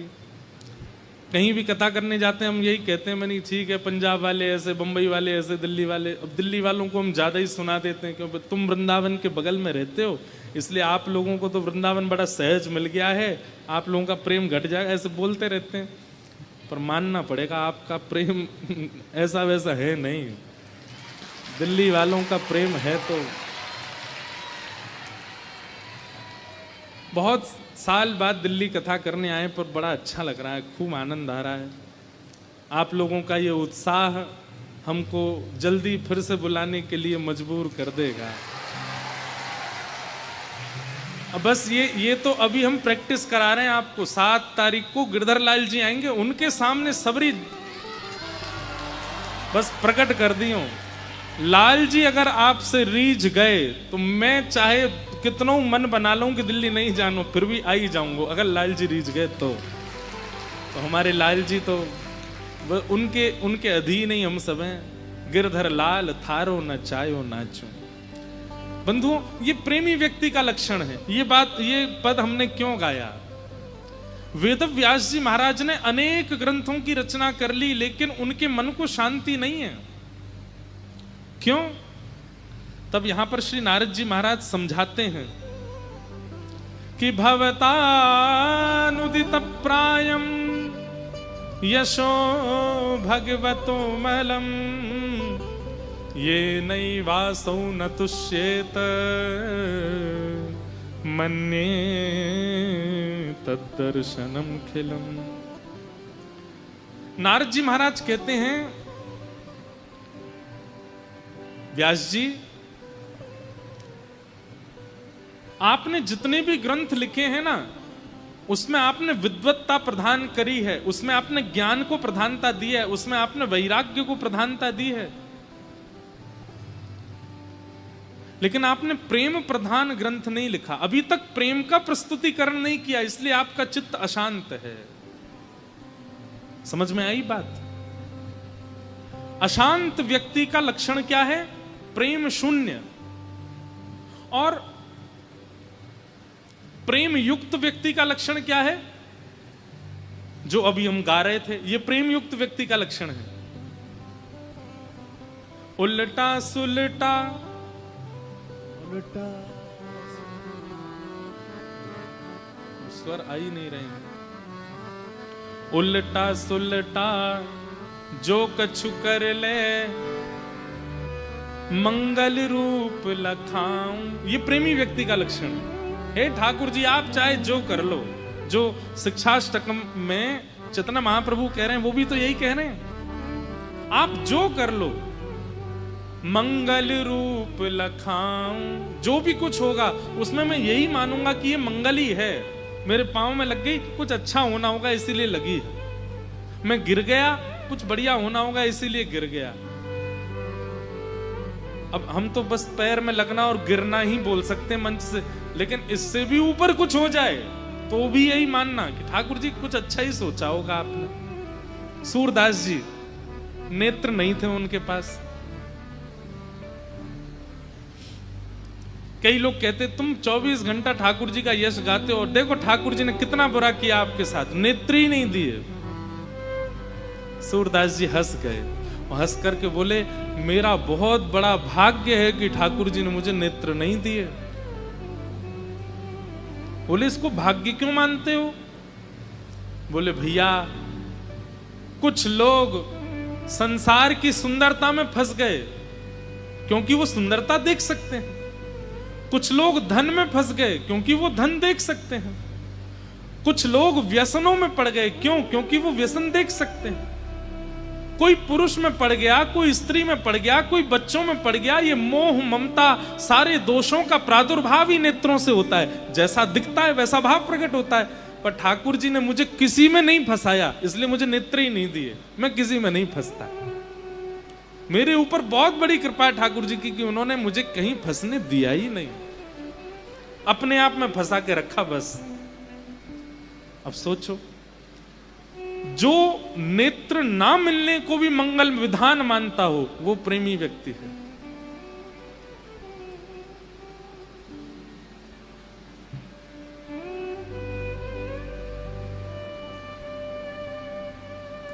पचास साल की उम्र हो गई, ब्याह नहीं हुआ अभी तक। और इस बात से अगर वो व्यक्ति दुखी है, मेरा ब्याह नहीं हुआ, प्रयास तो बहुत किया घर वालों ने लेकिन ब्याह नहीं हुआ।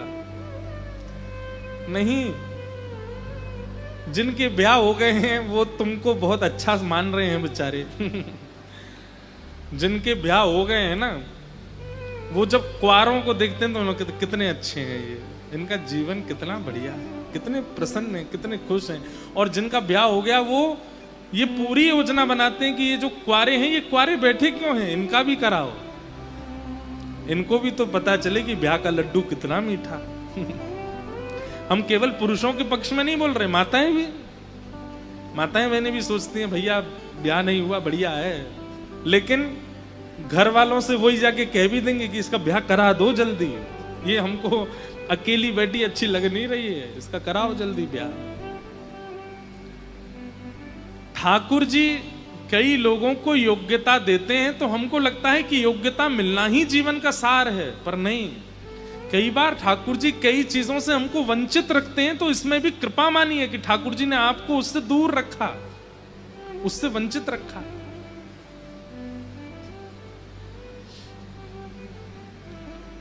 सीधी बात है भैया, हर स्थिति को कृपा मान करके जीने वाला व्यक्ति ही प्रेमी कहलाता है।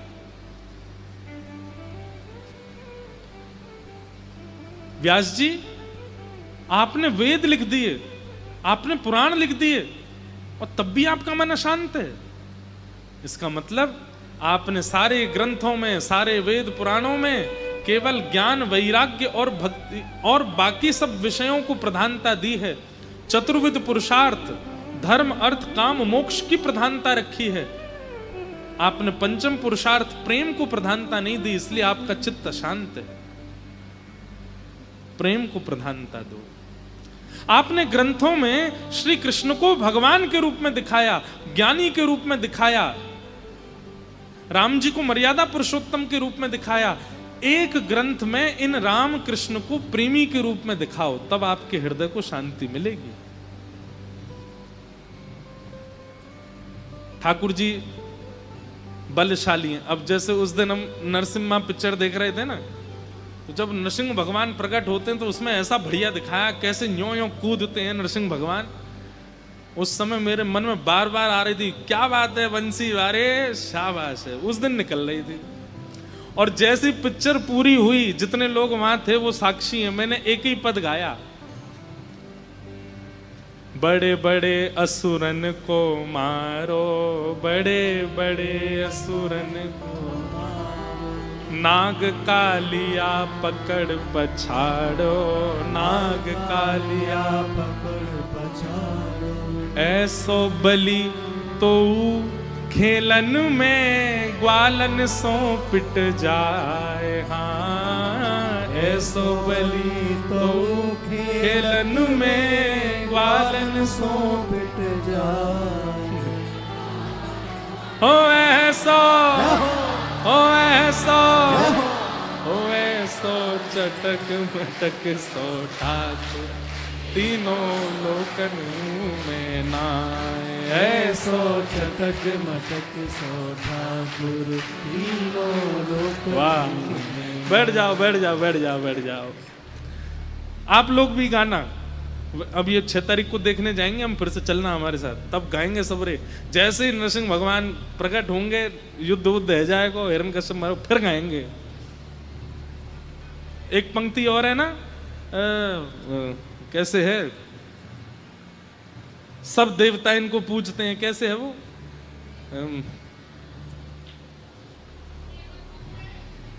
अरे एक पंक्ति और है इसमें, ब्रह्मा मोह कियो पछतायो, ब्रह्मा मोह कियो पछतायो। फिर अगली, मान इंद्र को, ऐसे है ना, बताओ, रोज गाते हैं, भूल गए हैं?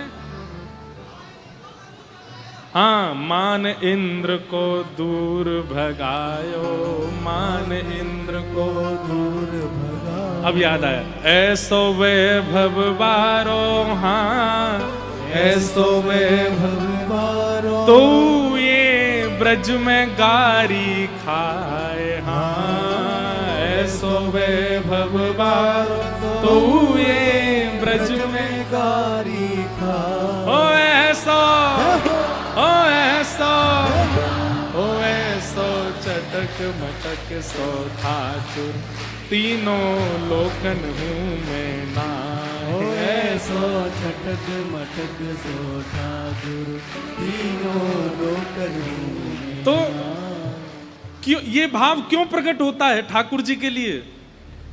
भाई उनका इतना वैभव है कि इंद्र भी चरणों में बैठा रहता है, उनका इतना वैभव है कि ब्रह्मा भी नतमस्तक रहता है। लेकिन इतने वैभव वाले ठाकुर जी हैं, फिर भी ब्रज में गारी खाए, क्यों? क्योंकि प्रेमी है। अगर ठाकुर जी भगवान बने रहते ब्रज में और कोई कह देता दारी के, तो सुदर्शन चक्र आ जाता तुरंत। पर ये सुदर्शन आया क्यों नहीं? ये गदा आई क्यों नहीं? क्योंकि वहां ठाकुर जी प्रेमी। सुदर्शन चक्र अधर बैठे तो रहते थे, ये मधुमंगल श्रीदामा भात उड़ी रहे थे सुदर्शन जी को, ठाकुर जी को पकड़ के गैया बना देते हैं, खुद उन पे चढ़ जाते हैं। सुदर्शन जी महाराज आकाश में ही घूमते रहते, ठाकुर जी कहते हैं नीचे मत आ जाइयो, यहां मैं भगवान नहीं हूं, यहां मैं प्रेमी हूं, यहां मैं लाला हूं। नारद जी महाराज कह रहे हैं, व्यास जी आपने ऐसी लीलाओं का वर्णन कहीं किया नहीं किया, इसलिए आपका हृदय अशांत है। आपने परब्रह्म को परब्रह्म रूप में दिखाया है, भगवान रूप में दिखाया है, इष्ट रूप में दिखाया है, महाअवतारी रूप में दिखाया है। उनको जब तक आप प्रेमी रूप में वर्णन नहीं करोगे, तब तक आपके हृदय को शांति नहीं मिलने वाली है।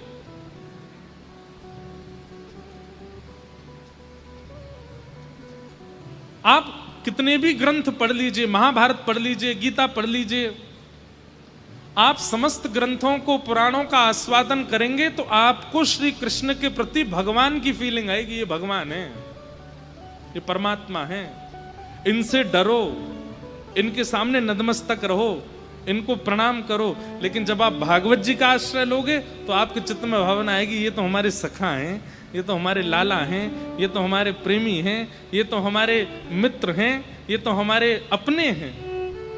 और अपने की भावना उसी के प्रति आ सकती है जिसके प्रति प्रेम हो। हम महाराज जी ही बने रहें, महाराज जी जैसे 100 लक्षण लेके चलें, चवर डुराते रहो, अगल बगल में छत्र लेकर के चलो संग में, तो निश्चित है कि हमसे कई युवा बालक बिल्कुल मित्र भाव से खेलते हैं, कूदते हैं, आनंद करते हैं, ऊधम मचाते हैं। वो करेंगे नहीं, वो ये तो महाराज जी हैं, इनसे दूर ही रहो। लेकिन जब उन्हें दिखता है कि नहीं ये खेल भी रहे हैं, हमारे संग डोल भी रहे हैं, हमारे संग आनंद भी कर रहे हैं, गा भी रहे हैं, तो फिर प्रेम मित्रता में परिवर्तित हो जाती है। वही महाराज जी मित्र जैसे लगने लगते हैं। प्रेम एक ऐसा स्वभाव है जो व्यक्ति को आपके समीप लाता है। अगर आप अपने ज्ञान को प्रधानता देते हैं तो व्यक्ति में आपके प्रति सम्मान बढ़ेगा। आप वैराग्य को प्रधानता देते हैं अपने स्वभाव में, तो सामने वाले व्यक्ति में आपके प्रति आस्था बढ़ेगी। लेकिन आप यदि प्रेमी बन जाओगे तो सामने वाले व्यक्ति में आपके प्रति निजता आवेगी, समीपता आवेगी। हे व्यास जी, और प्रेमी, जब व्यक्ति प्रेमी हो जाता है ना चित्त से, फिर प्रेमी व्यक्ति का एक और लक्षण है, वो अपने सारे सद्गुणों को गूढ़ कर लेता है, छुपा लेता है। उसको गाना भी आता है, लेकिन वो आपके सामने ऐसा प्रस्तुत करेगा, नहीं तुम ही गाओ, हम पे क्या आता है। उसको नाचना भी आता है, लेकिन वो आपको ही नचाएगा। उसको भोजन बनाना भी आता है, लेकिन वो आपकी ही प्रशंसा करेगा। उसको संस्कृत बोलना भी आता है, लेकिन वो आपके सामने ऐसा दिखाएगा, नहीं मुझे तो नहीं, आप सब जानते हो महाराज, मैं क्या जानूं। ये प्रेमी व्यक्ति का लक्षण है। वो अत्यंत गुणवान होते हुए भी गुण छुपाता है। और सही, सबसे बड़ी बात है भैया, प्रेमी ठाकुर जी को प्रिय है। नारद जी कह रहे हैं, व्यास जी, धर्म, अर्थ, काम, मोक्ष, ज्ञान, वैराग्य सबको प्रधानता आपने दे दी है, आपने प्रेम को प्रधानता नहीं दी है, इसलिए आपका चित्त अशांत है। अब एक ऐसे ग्रंथ का निर्माण करो जिसको सुनने से, पढ़ने से, सुनाने से, सुनने वालों के चित्त में, पढ़ने वालों के चित्त में, पढ़ाने वाले के चित्त में प्रेम प्रकट हो। आपने गीता का निर्माण कर दिया, ज्ञान बहुत है उसमें। आपने महाभारत का निर्माण करके पूरे विश्व को धर्म के बारे में बता दिया। अब एक ऐसे ग्रंथ को लिखिए जिससे प्रेम सीखे व्यक्ति। और तब श्री वेद व्यास जी ने अपनी अंतिम कृति लिखी, जिसका नाम है श्रीमद् भागवत। बोलो भागवत महापुराण की। भागवत जी सुनने के बाद अगर व्यक्ति ज्ञानी बना, अभी कथा सुनी नहीं, भागवत जी की कथा सुनने के बाद व्यक्ति वैरागी बना, त्यागी बना, तो अभी कथा सुनी नहीं। लेकिन कथा सुनने के बाद में वाग्गदगदा द्रवते यस्य चित्तम रुदत्यभिक्ष्णं हसतिं क्वचिच्च विलज्ज उद्गायत नृत्यते च मद्भक्ति युक्तो भुवनं पुनाति।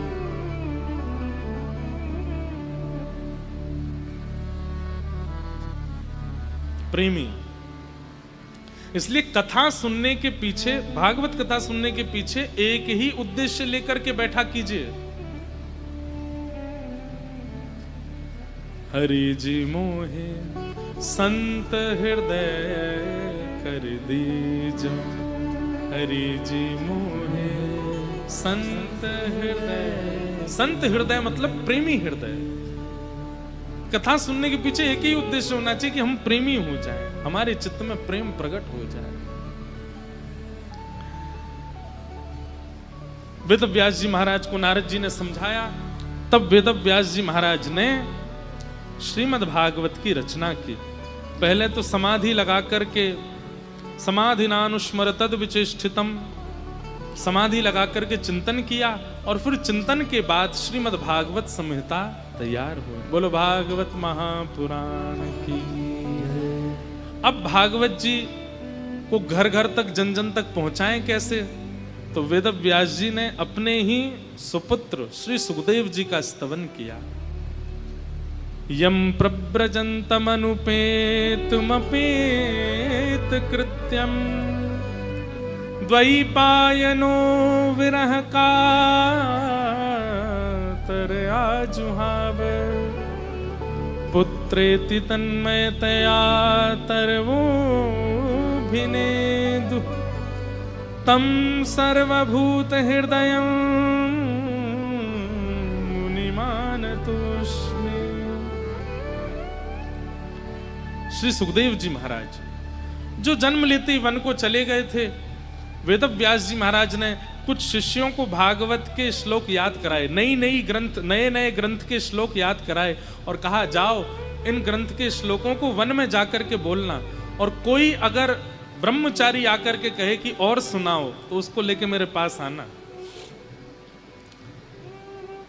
बालकों ने श्लोक जाकर के वन में गाने शुरू किए, तभी श्री सुखदेव जी महाराज की समाधि टूट गई और दौड़ करके उन बालकों के पास आए, भैया तुम जो ये श्लोक गा रहे हो, और इस श्लोक में भी पता कौन सा श्लोक गा रहे थे? वरहा पीडम नटवर वपु कर्णयो कर्णकारम विभ्रदवासः कनक कपिसं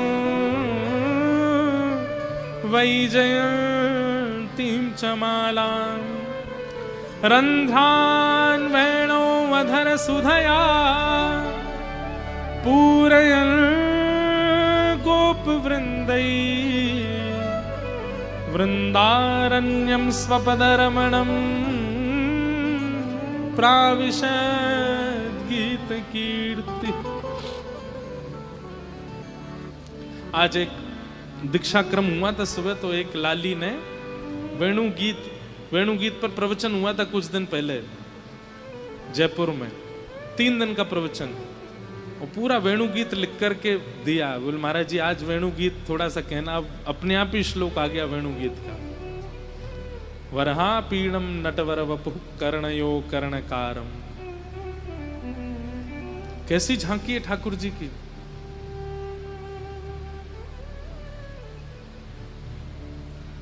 मीराबाई का एक पद है, जादूवर लागत है मोहे प्यारो।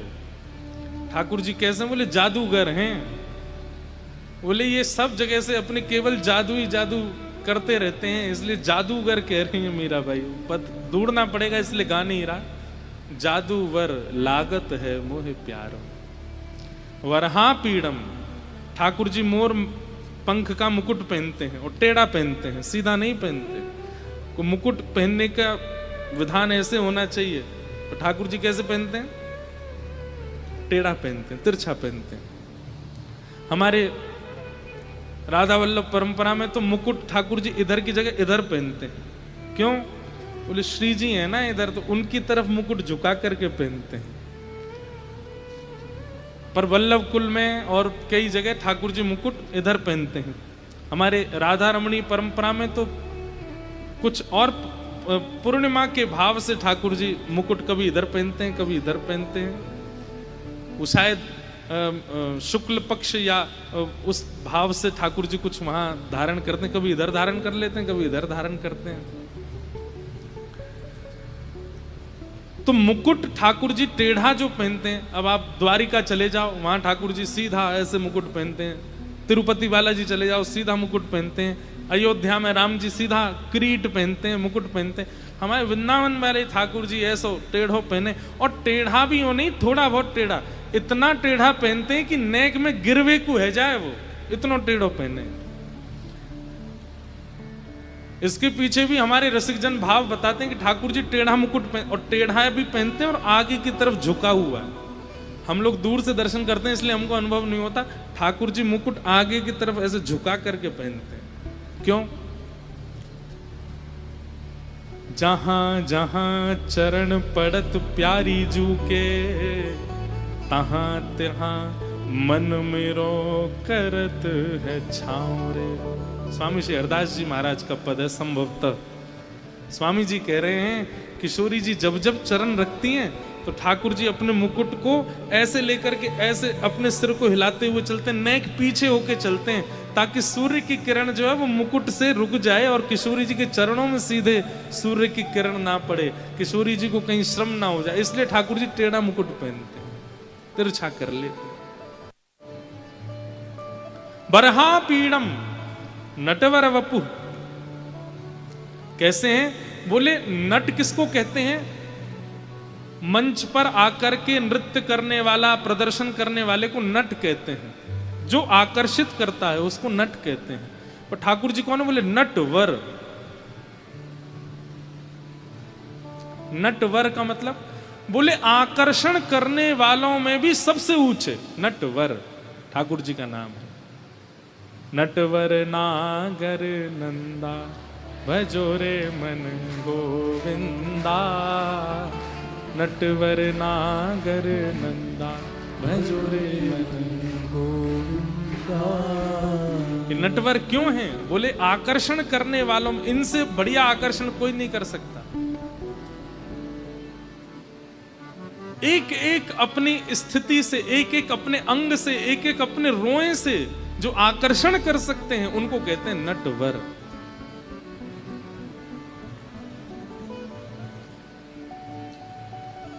कजरारी तेरी आंखों में क्या भरा हुआ कुछ टोना है, तेरा तो हसन औरों का मरण, बस जान हाथ से खोना है। ठाकुर जी आप हंसा मत करो। बोले क्यों? आप हंस जाते हो, कितने मर जाते हैं आपकी हंसी देख करके। क्या रूप ये हुस्न बयान करूं, तू सुंदर शाम सलोना है, ललित किशोरी प्राण धन, तू ब्रज का एक खिलौना, तू ब्रज का एक खिलौना। तो नटवर वपु अपनी ओर खींचते हैं। वपु कहते हैं शरीर को। ठाकुर जी का एक एक अंग, एक एक रोआ आकर्षित करता है।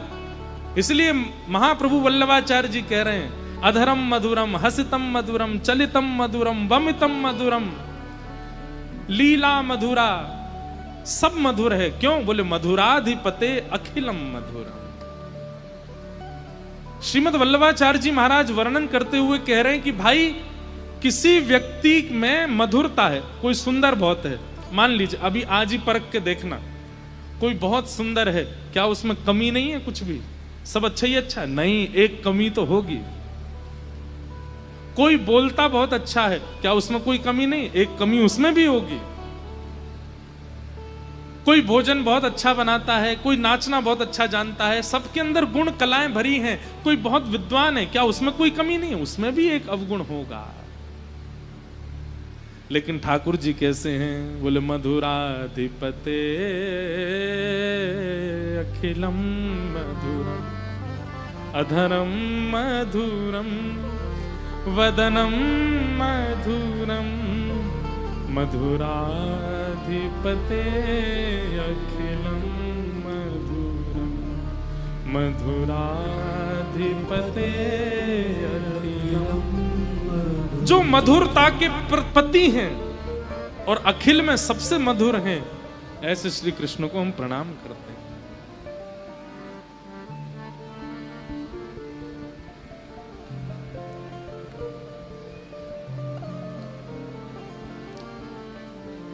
एक अंग भी अगर श्री कृष्ण का दिख गया, आप स्वयं को रोक नहीं पाएंगे। चरण दिख गए, चरण नहीं दिखे, कमर दिख गई, कमर नहीं दिखी, कोहनी दिख गई, कोहनी नहीं दिखी, हाथ दिख गया। अरे मुखमंडल आगे की बात है, सर्वांगीण अंग में कोई रोआ भी ठाकुर जी का यदि प्रतिबिंबित हो गया तो स्वयं को रोक नहीं पाएंगे।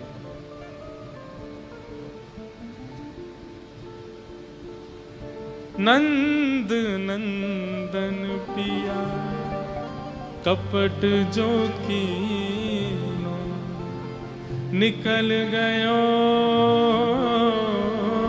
निकल गयो, निकल गयो,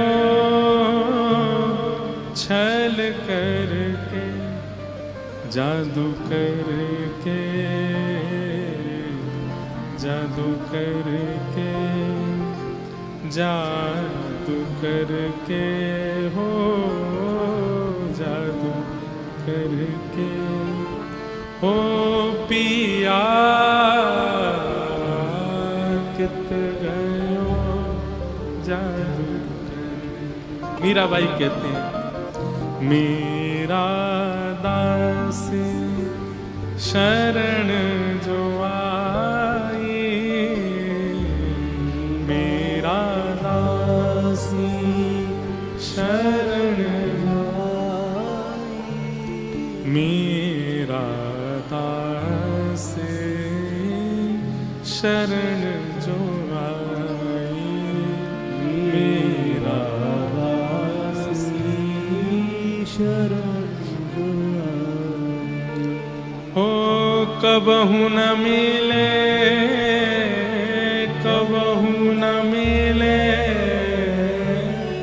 कबहू न मिले अंग भर के। मीराबाई क्या शिकायत कर रही है ठाकुर जी की, बोले इतने ऊधमी हैं, कभी एक उंगली दिखा जाते हैं, कभी एक हाथ दिखा जाते हैं, कभी एक नेत्र दिखा के चले जाते हैं, कभी केवल मोरपिच दिखा के चले जाते हैं। अरे सर्वांगीण अंग क्यों नहीं दिखाते, ये प्यासा सा क्यों छोड़ जाते हो हमको।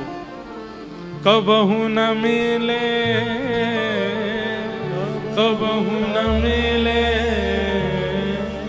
कबहू न मिले अंग भर के, जादू करके,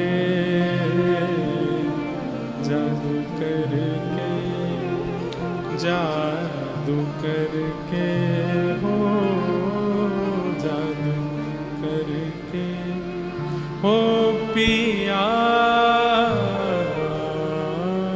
कित गयो जादू कर। नटवर वपु कर्ण यो कर्ण कारम, दो कान हैं पर कुंडल एक ही पहनते हैं। विभ्रदवास कनक कपिसम, ऐसी पीतांबरी पहनते हैं कि सूर्य को भी लज्जा आ जाती है, सूर्य भी छुप जाता है कि अरे नहीं नहीं, श्याम सुंदर रूपी सूर्य भ्रमण कर रहे हैं, अब मैं कैसे प्रकट हो सकता हूं।